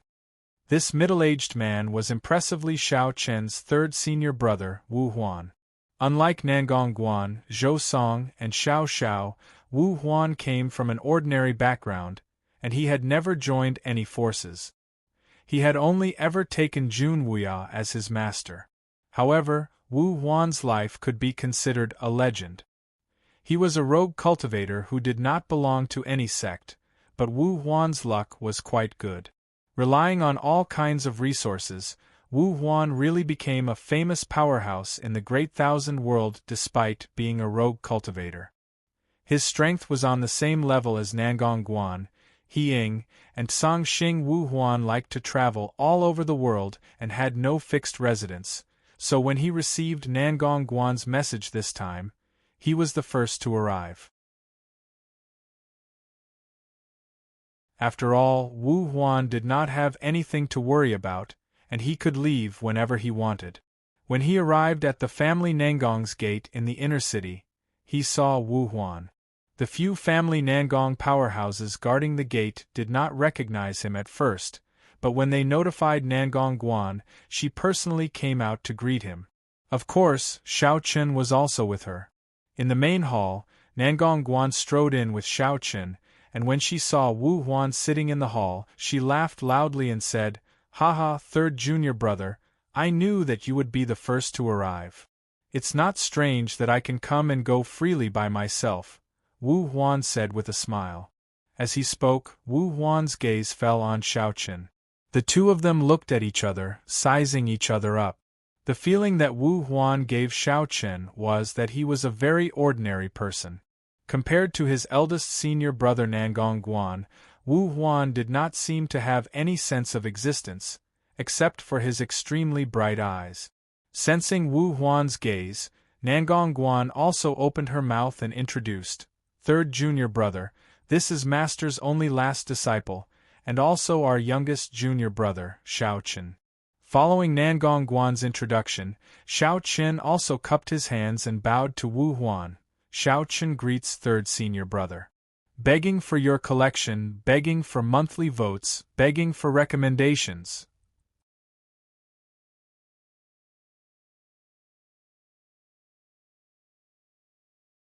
Chapter 1922.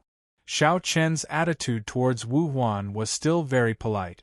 At the same time, seeing Xiao Chen take the initiative to salute, Wu Huan also smiled and said, "Junior brother, there's no need to be so polite."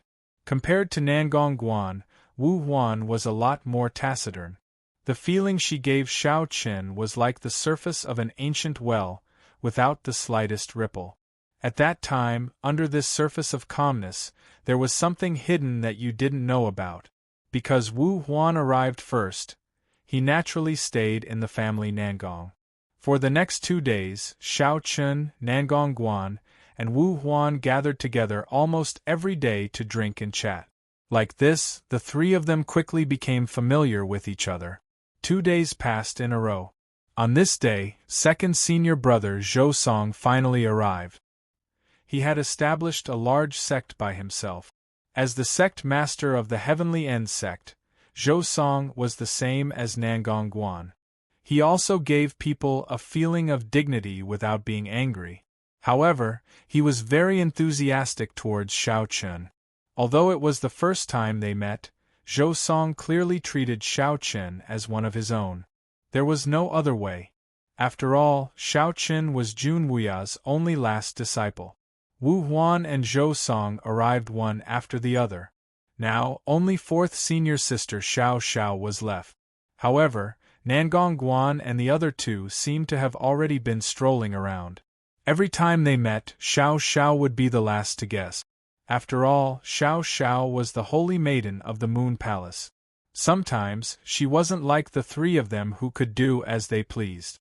Xiao Xiao had to consider many things, and there were also many rules that she had to abide by. Fortunately, Xiao Xiao didn't make the three of them wait for too long this time. Only 1 day after Zhou Song's arrival, Xiao Xiao also arrived. As the holy maiden of the Moon Palace, Xiao Zhao's appearance naturally didn't need to be mentioned. She wore a moon-white dress, giving people a feeling that she was out of this world. However, as soon as she saw Xiao Chen, Xiao Xiao kept staring at Xiao Chen. In the end, she said something that made Xiao Chen speechless. "Your little junior brother? You're quite handsome." Xiao Chen couldn't help but smile bitterly. Xiao Zhao's personality was quite lively, unlike Nangong Guan and the others who were mature and prudent. However, this was normal. After all, Xiao Xiao was still young. In fact, Xiao Xiao was not much older than Xiao Chen. Among the 4 senior brothers and sisters, Xiao Xiao should be the one who was truly in the same generation as Xiao Chen. As for Nangong Guan and the other 2, they were already powerhouses of the older generation. However, due to her young age, her cultivation base was far inferior to Nangong Guan and the others. She was only slightly stronger than Xiao Chen. She was at the minor celestial emperor realm. With Xiao Zhao's arrival, Xiao Chen's 4 senior brothers and sisters finally gathered together. When they gathered together, it was inevitable that they would drink. That night, a group of people gathered together, including Qin Shuru and the other women, Long Qing, Xian Yuanling, and the others. They all drank and chatted. Zhou Song couldn't help but tease Qin Shuru and the other women. "Haha, little junior brother, your luck with women is quite good," Zhou Song joked. Xiao Chen just smiled and didn't say anything. On the other hand, Xiao Xiao quickly started playing with Qin Shuru and the other women. After all, there were more things to talk about between women. Xiao Xiao and Qin Shuru and the other women chatted on the side, while Xiao Chen and the other men sat at the table, drinking and discussing matters. After drinking a mouthful of wine, Nangong Guan looked at Xiao Chen and asked, "Junior brother, now that everyone is here, when do you plan to leave?" The 4 senior martial brothers and senior martial sisters had all arrived, and they had all heard about the Sword's Gate. Nangong Guan and the other 3 didn't have the slightest objection to supporting Xiao Chen to become the Sword's Gate's headmaster, and they all expressed their willingness to help. A few days ago, they had been waiting for Zhou Song, Wu Huan, and Xiao Xiao to arrive. Now that the 3 of them were here, they could prepare to leave for the Sword Sect. After hearing Nangong Guan's words, Xiao Chen pondered for a moment before replying, "The sooner the better. Since everyone is here, there's no point in delaying any longer." Hearing Xiao Chen's words, Zhou Song nodded and said, "Since the 4 of us are supporting you, there shouldn't be any problems. It's better to solve this matter as soon as possible." With Nangong Guan and the other 3 supporting Xiao Chen, and Song Xing's faction in the Sword Sect supporting him, it shouldn't be difficult for Xiao Chen to successfully become the sect master of the Sword Sect. However, if he wanted to truly control the Sword Sect and convince everyone in the Sword Sect, it wouldn't be that simple. After all, Xiao Chen was too young and his cultivation was too low. Even with the support of Nangong Guan and the other 3 and Song Xing, it wouldn't be easy to convince everyone in the Sword Sect. After all, this couldn't be considered as truly controlling the Sword Sect. Moreover, Xiao Chen couldn't just kill everyone in the Sword Sect. He couldn't just kill everyone in the Sword Sect, right? If that happened, wouldn't Xiao Chen become a commander without an army? If he wanted to control the Sword Sect, killing wouldn't solve the problem, but he couldn't not kill anyone. For example, He Ying couldn't be allowed to live. Thinking of this, Nangong Guan spoke again. "Junior brother, how do you plan to deal with He Ying?" "Kill him," Xiao Chen said indifferently. "He Ying must be killed. As for his subordinates, if they're loyal to He Ying, you'll have to kill them as well. Of course, even if you kill them, you'll only kill a small portion. As for the majority, Xiao Chen naturally wouldn't make things difficult for them." After Xiao Chen became the sect master of the Sword Sect, everyone in the Sword Sect would be on his side. Xiao Chen still needed their help in many matters. Hearing Xiao Chen's answer, Nangong Guan and Zhou Song nodded slightly. They both believed that He Ying couldn't be allowed to live. Although He Ying was one of the two vice sect masters of the sword sect, he couldn't be allowed to live. Nangong Guan and Zhou Song both agreed to go to the sword sect as soon as possible. They thought that the matter was settled, but at that moment Wu Huan, who had been silent all this time, spoke up. I think we should wait a little longer. At least wait until junior brother breaks through before leaving. Zhou Song didn't agree with leaving immediately. Hearing his words, not only Xiao Chen, but even Nangong Guan and Zhou Song were stunned. They didn't know what he meant. However, under everyone's gazes, Zhou Song didn't beat around the bush. He directly took out a medicinal pill from his storage ring and placed it on the table. Seeing this medicinal pill, Zhou Song and Nangong Guan couldn't help but exclaim in unison.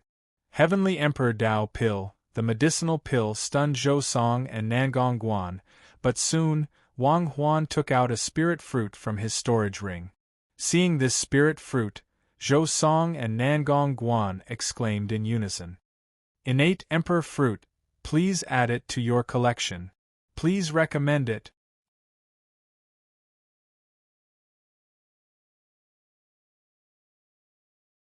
Chapter 1923. I'll remember it in 1 second.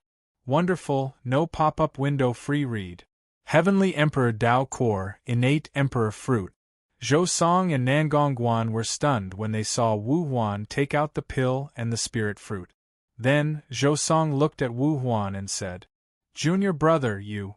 Before Zhou Song could finish his sentence, Wu Huan said indifferently, Consider it a meeting gift for junior brother. I happened to get them by chance, and junior brother has a use for them. Hearing Wu Huan's words, Zhou Song and Nangong Guan both secretly sucked in a breath. Then, Zhou Song helplessly said, I say, junior brother, you really came prepared. If that's the case, then it seems that eldest senior brother and I didn't think things through. The Heavenly Emperor Dao Core and the Innate Emperor Fruit were the meeting gifts that Wu Huan prepared for Xiao Chen. However, this meeting gift was a little too extravagant. Any one of them was priceless. Let's talk about the Heavenly Emperor Dao Core first. This was the signature pill of the Dan Valley. Its grade was beyond the immortal grade, and it was extremely difficult to concoct. Moreover, the materials needed to concoct it were also very expensive. Even if the Dan Valley tried their best, they could only concoct 3 Heavenly Emperor Dao Cores every year. Sometimes they couldn't even concoct 3 Heavenly Emperor Dao Cores. Because of the scarcity of Heavenly Emperor Dao Cores, countless people would go to the Dan Valley every time the news of the Heavenly Emperor Dao Core and the emergence of the Dan Valley's Heavenly Emperor Dao Core.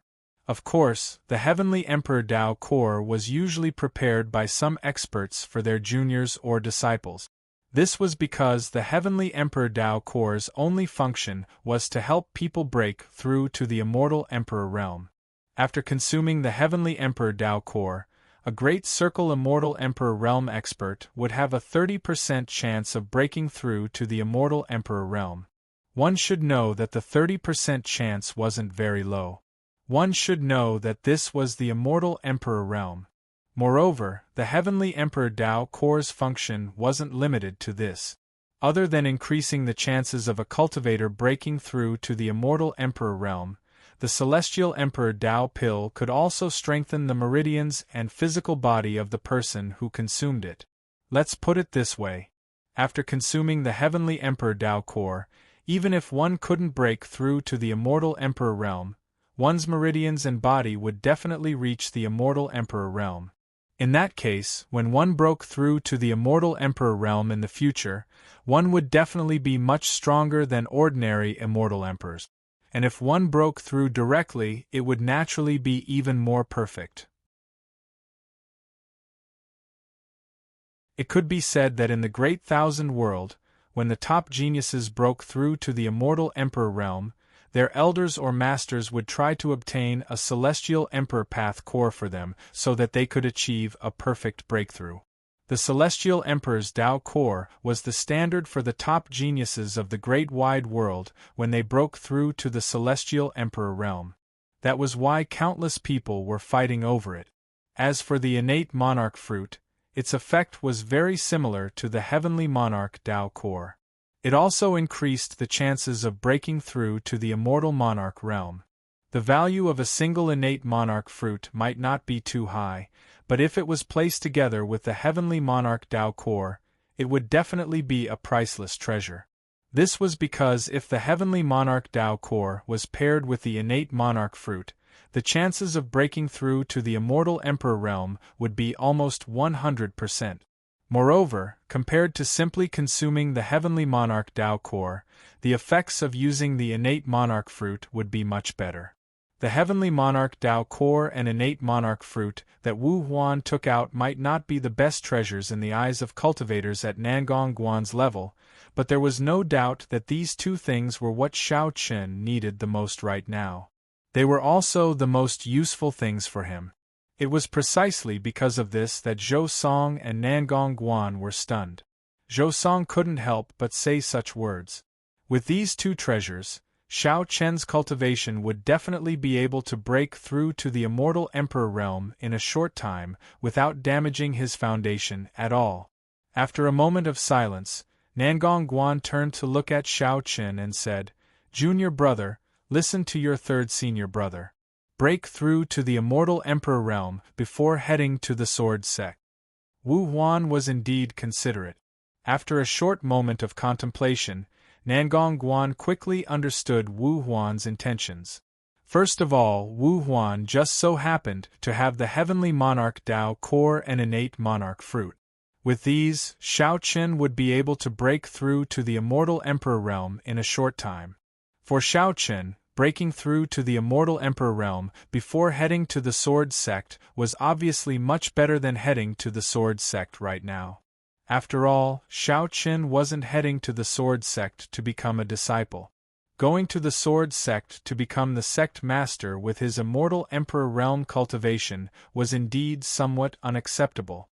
Once Xiao Chen broke through to the immortal emperor realm, the first impression he gave others would be that he was much stronger than an immortal emperor realm expert. Although there was only a difference of one realm between the two, that was the truth.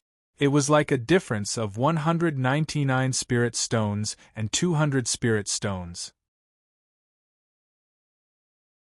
Although there was only a difference of one spirit stone, the feeling it gave others was completely different. It was as if there was a difference of one realm between the two. 199 spirit stones was equivalent to more than 100 spirit stones. But 200 spirit stones was equivalent to more than 200 spirit stones. Wouldn't the difference be huge at first glance? It was the same for cultivation. Xiao Chen was currently at the great circle of the immortal emperor realm, but if he went to the sword sect, everyone would only say that Xiao Chen was only an immortal emperor realm expert. But what if Xiao Chen broke through to the immortal emperor realm? Wouldn't it be completely different? One had to admit that Wu Huan was indeed very meticulous. He had considered Xiao Chen thoroughly. First impressions were very important. Moreover, Xiao Chen's breakthrough to the immortal emperor realm had a very important meaning, and that was to prove his talent. At Xiao Chen's age, if he could reach the immortal emperor realm, he would be considered as one of the top geniuses of the Great Thousand World. He would be comparable to the top disciples of the 10 great Ling Tian sects like Xiao Xiao. If Xiao Chen was at the immortal emperor realm, even if he was at the great circle of the immortal emperor realm, there would still be a gap between him and the top geniuses like Xiao Xiao. Therefore, Wu Huan had considered this when he asked Xiao Chen to break through to the immortal emperor realm before going to the sword sect. At the very least, after Xiao Chen broke through to the immortal emperor realm, everyone in the sword sect would know that their new sect master was at the top of the Great Thousand World, even though he was young and his cultivation base might not be strong. He was strong enough to compete with the top geniuses of the Great Thousand World. In addition to Xiao Chen's identity as the successor of the heaven-breaking sword sovereign, it would be easier for them to accept him. By then, it would be much easier and smoother for Xiao Chen to take over the sword's gate. There would not be so many obstacles. Nangong Wan told Xiao Chen her thoughts. Upon hearing Nangong Wan's words, Xiao Xiao appeared beside the sect members and looked at Xiao Chen. Little junior brother, I think eldest senior brother is right. Why don't you wait a few more days until you break through to the immortal emperor realm? Moreover, this is third senior brother's goodwill. You don't know that I didn't have the innate emperor fruit when I broke through to the immortal emperor realm. Third senior brother is biased. Xiao Xiao did not forget to glare at Wu Huan as she spoke. In response, Wu Huan could only shake his head and smile helplessly.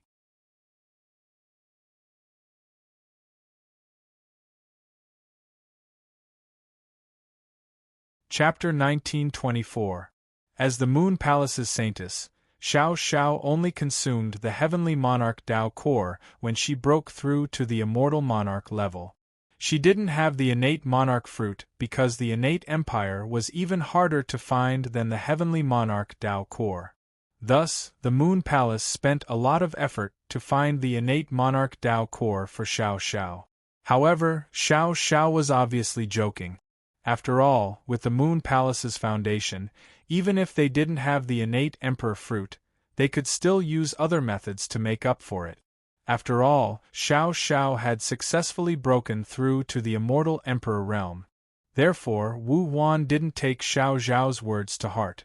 Moreover, this innate emperor fruit was only recently obtained by Wu Huan. When Xiao Xiao broke through to the immortal emperor realm, Wu Huan also didn't have the innate emperor fruit. Otherwise, with their relationship as martial siblings, how could Wu Huan not give it to Xiao Xiao? It could only be said that Xiao Chen's luck was good. Wu Huan happened to obtain this innate emperor fruit. Because of the heavenly emperor Dao core and the innate emperor fruit, everyone agreed with Wu Huan's suggestion. In this regard, Xiao Chen gave it some thought and agreed with him. Just like that, Wu Huan handed the heavenly emperor Dao core and the innate emperor fruit to Xiao Chen. The next day, Xiao Chen officially entered seclusion and prepared to break through to the immortal emperor realm. While Xiao Chen was in the process of breaking through to the immortal emperor realm, Long Qing, Xian Yuanling, and Qin Shuru weren't idling around either. Knowing the relationship between Qin Shuru and the others and Xiao Chen, Zhou Song, Nangong Guan, and even Xiao Xiao gave them a lot of cultivation resources. Although these cultivation resources weren't as precious as the heavenly emperor Dao core and innate emperor fruit that Wu Huan gave to Xiao Chen, they were still considered rare treasures when compared to the Eight Desolates world. With the help of these cultivation resources, Long Qing, Xian Yuanling, and the others also worked hard to cultivate. As they cultivated, they also waited for Xiao Chen to break through. Nangong Guan, Zhou Song, and the others even personally taught Long Qing, Xian Yuanling, and the others how to cultivate. After all, Nangong Guan and the others attached great importance to their junior brother, Xiao Chen. Xian Yuanling, Long Qing and the others were cultivating diligently while Xiao Chen was preparing to consume the heavenly emperor Dao core and innate monarch fruit after 3 days of cultivation. Now that Xiao Chen had learned about the effects of the celestial emperor Dao core and the innate monarch fruit from Nangong Guan and the others, his eyes lit up as he thought to himself, breaking through to the celestial emperor realm in one fell swoop? Xiao Chen's goal was to break through to the celestial emperor realm. As soon as he finished speaking, Xiao Chen swallowed the heavenly emperor Dao core without hesitation. Then, without any hesitation, Xiao Chen swallowed the innate monarch fruit. The two complemented each other, and could help Xiao Chen break through to the celestial emperor realm. As soon as the heavenly emperor Dao core and innate monarch fruit entered his stomach, Xiao Chen felt a pure energy flowing through his body. Among this energy there was another energy that played a very good role in assisting him. The pure energy should have come from the heavenly emperor Dao core, and the supporting energy should have come from the innate monarch fruit. The two energies complemented each other, and Xiao Chen didn't need to do anything. The two energies proactively pushed Xiao Chen's cultivation towards the celestial emperor realm. Xiao Chen had already begun to break through to the celestial emperor realm. In the blink of an eye, half a month had passed. On this day, Nangong Guan, Zhou Song, Wu Huan, and Xiao Xiao had gathered together to drink and chat. How long do you think little junior brother will take to break through to the Celestial Emperor realm?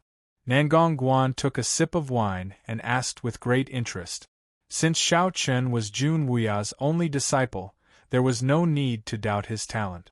Therefore, Nangong Guan was very curious about how long it would take for Xiao Chen to break through to the Celestial Emperor realm with the help of the Heavenly Emperor Dao Core and innate monarch fruit. Hearing Nangong Guan's question, Zhou Song and the others were also interested. Xiao Xiao took the lead and said, I estimate 20 days. When I broke through to the Celestial Emperor realm, it took me 25 days even with the help of the Moon Palace. Xiao Xiao took 25 days to break through to the Celestial Emperor realm, and that was with the help of the Moon Palace. Hearing Xiao Xiao's words, Zhou Song said, I think little junior brother should be about the same as fourth junior sister. 20 days is a bit too much. No matter how talented he is, I'm afraid he won't be able to break through to the Celestial Emperor realm in 20 days. Zhou Song felt that 20 days was too short. When he broke through to the Celestial Emperor realm in the past, it took him an entire month.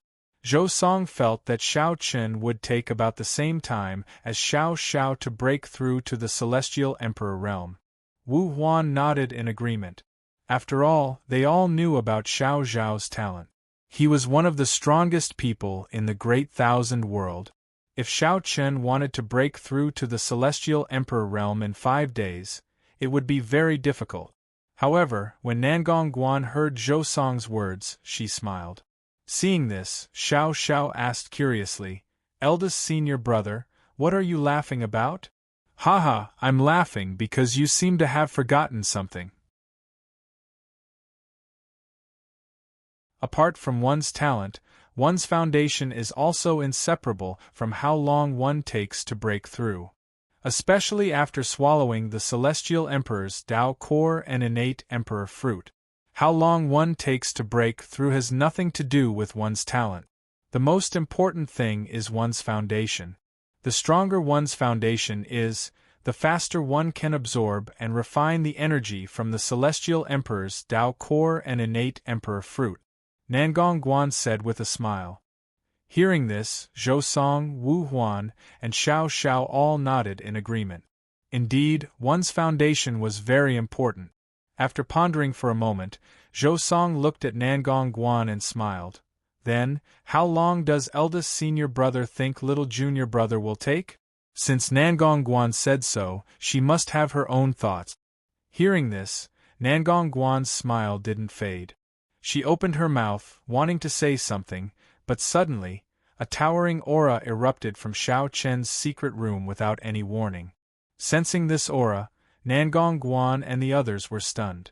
In the end, it was Zhou Song who spoke first. It seems like there's no need to guess anymore. The appearance of this aura undoubtedly told everyone that Xiao Chen had successfully broken through to the Immortal Emperor realm. His cultivation had already rushed into the Immortal Emperor realm. Hearing Zhou Song's words, Wu Huan and Nangong Guan were stunned, and Xiao Xiao couldn't help but say, 15 days? 15 days. Little junior brother actually broke through in 15 days. Breaking through to the Immortal Emperor realm in 15 days was simply unheard of.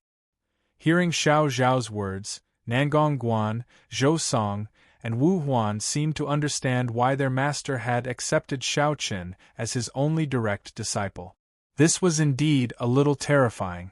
Even if he had the Celestial Emperor's Dao Core and innate Emperor fruit, it shouldn't have been this fast. Please add this to your collection. Monthly vote recommend this.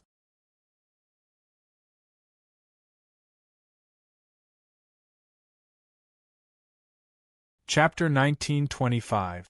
Nangong Guan, Zhou Song, and the others were shocked to see Xiao Chen break through to the Immortal Emperor realm in just 15 days. This was because Xiao Chen's breakthrough speed was simply too fast. Of course, the four of them didn't know that the reason Xiao Chen was able to break through to the immortal emperor realm in just 15 days had nothing to do with Xiao Chen's talent. It was all because of Xiao Chen's foundation. After following Jun Wuya for 20 years, Xiao Chen's foundation was already extremely solid. During these 20 years, Jun Wuya was actually more focused on solidifying Xiao Chen's foundation. This was because Jun Wuya was very clear that the foundation was the foundation of everything. Without a solid foundation, one's future cultivation would be like a castle in the air. Jun Wuya had used countless heavenly treasures to solidify Xiao Chen's foundation. It was also because of this that Xiao Chen was able to break through in such a short time after consuming the heavenly Emperor Dao core and innate Emperor fruit. All of these were the benefits of having a solid foundation. After breaking through, Xiao Chen wasn't in a hurry to come out of seclusion. After 3 days, Xiao Chen finally decided to come out of seclusion. Seeing Xiao Chen come out of seclusion, Nangong Guan, Zhou Song, and the others gathered in front of Xiao Chen. This time, Xiao Chen's breakthrough had truly shocked the four of them. "Junior brother, congratulations on your breakthrough." Although they were still surprised, they still smiled and congratulated Xiao Chen. Hearing this, Xiao Chen cupped his fists and bowed politely to the four of them. He had to admit that his 4 senior brothers and senior sisters were indeed very good to him. At the very least, they were thinking of him wholeheartedly. Now that his cultivation had successfully stepped into the immortal emperor realm, it was time for him to head to the sword sect. This time, Xiao Chen didn't stay in seclusion for a long time. It was only 18 days. However, in these 18 days, Xiao Chen's improvement was undoubtedly huge. With Xiao Chen's current cultivation, if he was placed in the 8 Desolates world, he would undoubtedly be on the same level as Luoli and the others. He would undoubtedly be the strongest expert there. However, in the Great Thousand Worlds, the immortal Emperor realm cultivation was merely stepping into the threshold of experts. It was far from being a true overlord. Whether it was from Yang Song or Nangong Guan and the others, Xiao Chen already knew about the cultivation realms after the immortal Emperor realm. After the immortal Emperor realm was divided into the comprehension realm, the Tao realm, and the end realm. The comprehension realm was equivalent to experts like the elders of the sword sect. The Tao realm was equivalent to Yang Song and the other sword heads. As for the end realm, it was equivalent to Song Xing, Nangong Guan, He Ying, and the others. As for Jun Wuya and the heaven-breaking sword sovereign, they were existences that surpassed the end realm. They were true overlords that looked down on the common people. He also had some preliminary understanding of the realms after the immortal Emperor realm. However, it was still too early for Xiao Chen to say anything about it. After all, Xiao Chen had just broken through to the immortal Emperor realm. Not to mention Nangong Guan and the other end realm experts, even the comprehension realm was still a long way away from Xiao Chen. As for the matter of cultivation, Xiao Chen didn't care too much about it. After all, it was something that could only be chanced upon and not sought. When the opportunity arrived, one would naturally be able to break through.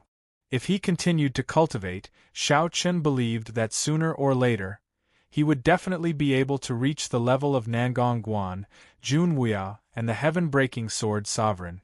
For the time being, it would be difficult for him to raise his cultivation. On the second day after Xiao Chen came out of seclusion, Xiao Chen had already gathered with Nangong Guan and the others to discuss the matter of going to the sword sect. Looking at Xiao Chen, Nangong Guan asked, "Junior brother, do you have any plans? The sword sect has Senior Tsang Xing overseeing it. We only need to deal with He Ying. As for the others, even if they don't support me, as long as we can take down He Ying, we can intimidate them," Xiao Chen replied. There were 3 factions in the sword sect. Tsang Xing's faction would definitely support him, but Xiao Chen didn't plan on making a move against the neutral faction for the time being. The most important thing about going to the sword sect this time was still He Ying. As long as he could take down He Ying's faction, he could intimidate the others, including the 3 sword leaders of the neutral faction. That way, regardless of whether they were sincerely convinced or not, they wouldn't dare to make any moves for a while. As long as he could do this, Xiao Chen would have the opportunity to slowly take control of the sword sect. It was easy to destroy a sect, but it was much more difficult to completely control a sect. Xiao Chen was facing such a dilemma at the moment. If Xiao Chen's goal was to destroy the sword sect, then with Nangong Guan and the others' strength, they should be able to accomplish this. However, Xiao Chen's goal wasn't to destroy the sword sect, but to take control of the sword sect. This way, Xiao Chen wouldn't be able to start a massacre. Subduing someone was far more difficult than killing them. Xiao Chen was very clear on this point. Hearing Xiao Chen's words, Nangong Guan nodded slightly. I agree with Junior Brother's words. So, I think that when we go to the sword sect this time, we don't need to bring too many people. If we bring too many people, it might cause conflict with the sword sect. Nangong Guan suggested that they didn't need to bring too many people to the sword sect. Hearing this, Xiao Chen immediately smiled and said, "Eldest Senior Brother's words are reasonable, but in my opinion, we don't need to bring a single person this time. We only need Senior Brother, Senior Sister, and Junior Brother to accompany us. After all, we aren't attacking the sword sect this time. Senior Brother and Senior Sister are only going to show our attitude. Moreover, with Senior Brother and Senior Sister overseeing the situation, when the time comes, we can cooperate with Senior Tsangxing. It shouldn't be too difficult to take down He Ying." Xiao Chen didn't plan to bring a single person. After all, as the sect master of the sword sect, if Xiao Chen brought too many people to the sword sect, what would the experts of the sword sect think?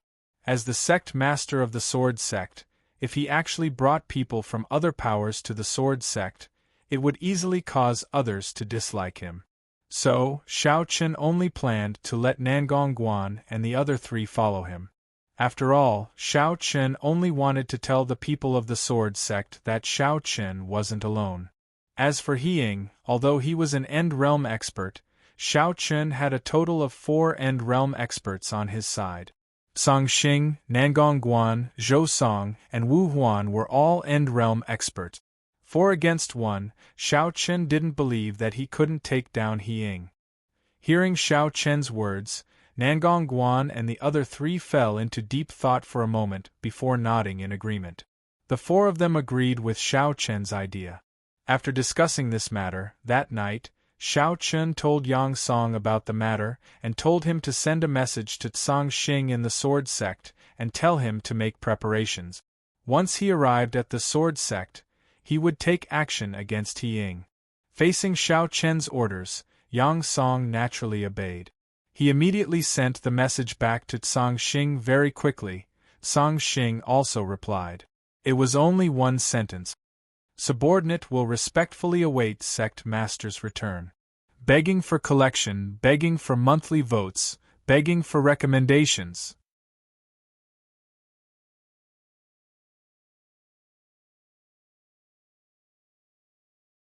Chapter 1926.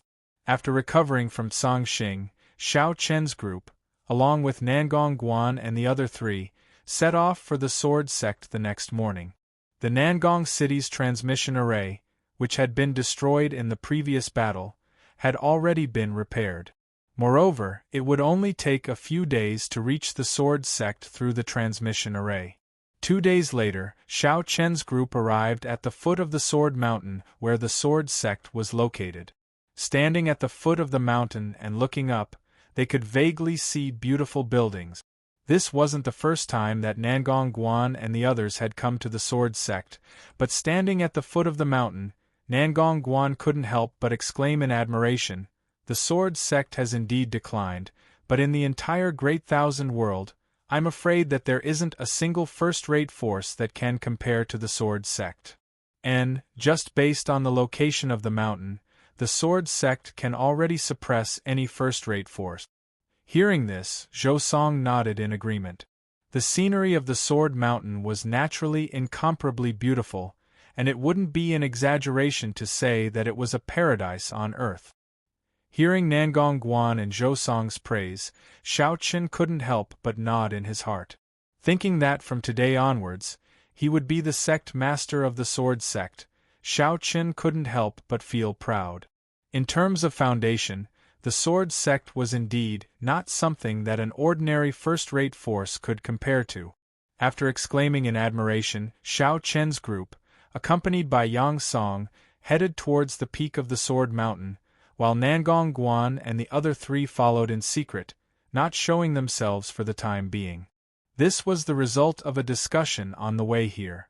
Xiao Chen still didn't know what kind of trump cards He Ying had, so Xiao Chen didn't plan to let Nangong Guan and the other three show themselves at the beginning. Once He Ying revealed all of his trump cards and methods, Nangong Guan and the other three would show themselves and take down He Ying in one fell swoop. This was Xiao Chen's plan. Nangong Guan and the other three agreed with Xiao Chen's plan, so everyone started moving according to the plan. With Yang Song leading the way, Xiao Chen's group naturally arrived at the peak of the Sword Mountain without any obstructions. They went all the way to the main square. When Xiao Chen and the others arrived, there were already many disciples, deacons, and elders of the Sword Gate gathered in the main square. Regarding Xiao Chen's matter, Song Xing's matter, many disciples knew that the Sword Sect would welcome a new sect master, and it was said that the new sect master, the successor of the Sword Sovereign's successor, the successor of the Sword Sovereign's successor. Of course, this was something that Xiao Chen had asked Song Xing to do. It was good to let the disciples know about him first. At least they would be prepared for what was to come. Countless disciples looked curiously at Xiao Chen, the new sect master. Facing such a young sect master, many disciples were naturally unconvinced. After all, in terms of age, Xiao Chen was around the same age as many of the other disciples, so for such a person to become the Sword Sect's sect master, these proud and arrogant disciples naturally found it difficult to accept. However, Xiao Chen didn't have the slightest intention of paying attention to the various thoughts of these disciples. Their thoughts were simply unimportant right now. Xiao Chen's main problem was to deal with He Ying. As for them, it wouldn't be too late to deal with them later. Along the way, Xiao Chen's expression didn't change in the slightest, but when Xiao Chen's group arrived at the Sword Sect's main hall, Song Xing and the other three Sword Sovereigns were already waiting, but He Ying's figure was nowhere to be seen. Seeing Xiao Chen's arrival, Song Xing took the initiative to bow to Xiao Chen and said, "Song Xing greets the sect master." "Senior Song Xing, there's no need to be so courteous." Facing Song Xing's bow, Xiao Chen quickly stepped forward and personally helped him up. This was the first time he met Song Xing, and Song Xing's attitude towards Xiao Chen was also extremely respectful, but because he couldn't remember Song Xing, the other three Sword Sovereigns seemed very cold. Although they also arrived with Song Xing, when they saw Xiao Chen, they had no intention of bowing at all, and their expressions were extremely indifferent. Zhao Yu, Qianling, and Li Sui were the other three Sword Sovereigns of the Sword Sect like Yang Song. At the same time, they were also the three leaders of the neutral faction. The three of them didn't explicitly express their opposition to Xiao Chen, but they didn't have the slightest support either. All along, they had been drifting between Song Xing and He Ying's factions. In a soft voice, he briefly introduced the three of them to Xiao Chen. In response, Xiao Chen also took the initiative to come before the three of them, cupped his hands and bowed. Xiao Chen greets the three elders. Xiao Chen took the initiative to bow. In response, Qianling smiled and said politely, "Little friend Xiao Chen, there's no need for that. The three of us can't afford it." Although they were smiling, Xiao Chen knew from the way Qianling addressed him that the three of them probably didn't want him to take the position of sect master. They didn't address Xiao Chen as sect master, but instead called him little friend Xiao Chen. In response, Xiao Chen's expression didn't change much, and he smiled faintly before straightening his body. He looked at Qian Ling and the other two. Besides Qian Ling, Zhao Yu and Li Sui hadn't said a word since the beginning. Xiao Chun didn't intend to feign civility with the three of them. Therefore, Xiao Chun quickly took the initiative to speak. Since the three of you are here, I'll be frank. I think the three of you should know why I've come to the sword sect this time. He Ying still hadn't appeared, but Xiao Chun didn't mind. According to Tsang Xing, He Ying was indeed in the sword sect and hadn't left. As such, he would definitely appear. Therefore, Xiao Chun could deal with Qian Ling and the other two first. Sure enough, their expressions sank when they heard Xiao Chen's words. Zhao Yu's face was cold as he said, "Xiao Chen, do you really think you can lead the sword sect with your ability? Can you restore the sword sect to its former glory?" The meaning behind Zhao Yu's words was very clear. Xiao Chen smiled faintly and didn't get angry at all. "Whether I can or not is important, but at the very least, the three of you can't. Otherwise, why would the sword sect become weaker and weaker after so many years? Moreover, the position of sect master wasn't something that I wanted. It was the will of the heaven-breaking sword sovereign. Don't tell me you want to go against the heaven-breaking sword sovereign's orders?" Xiao Chen's voice grew louder and louder as he spoke.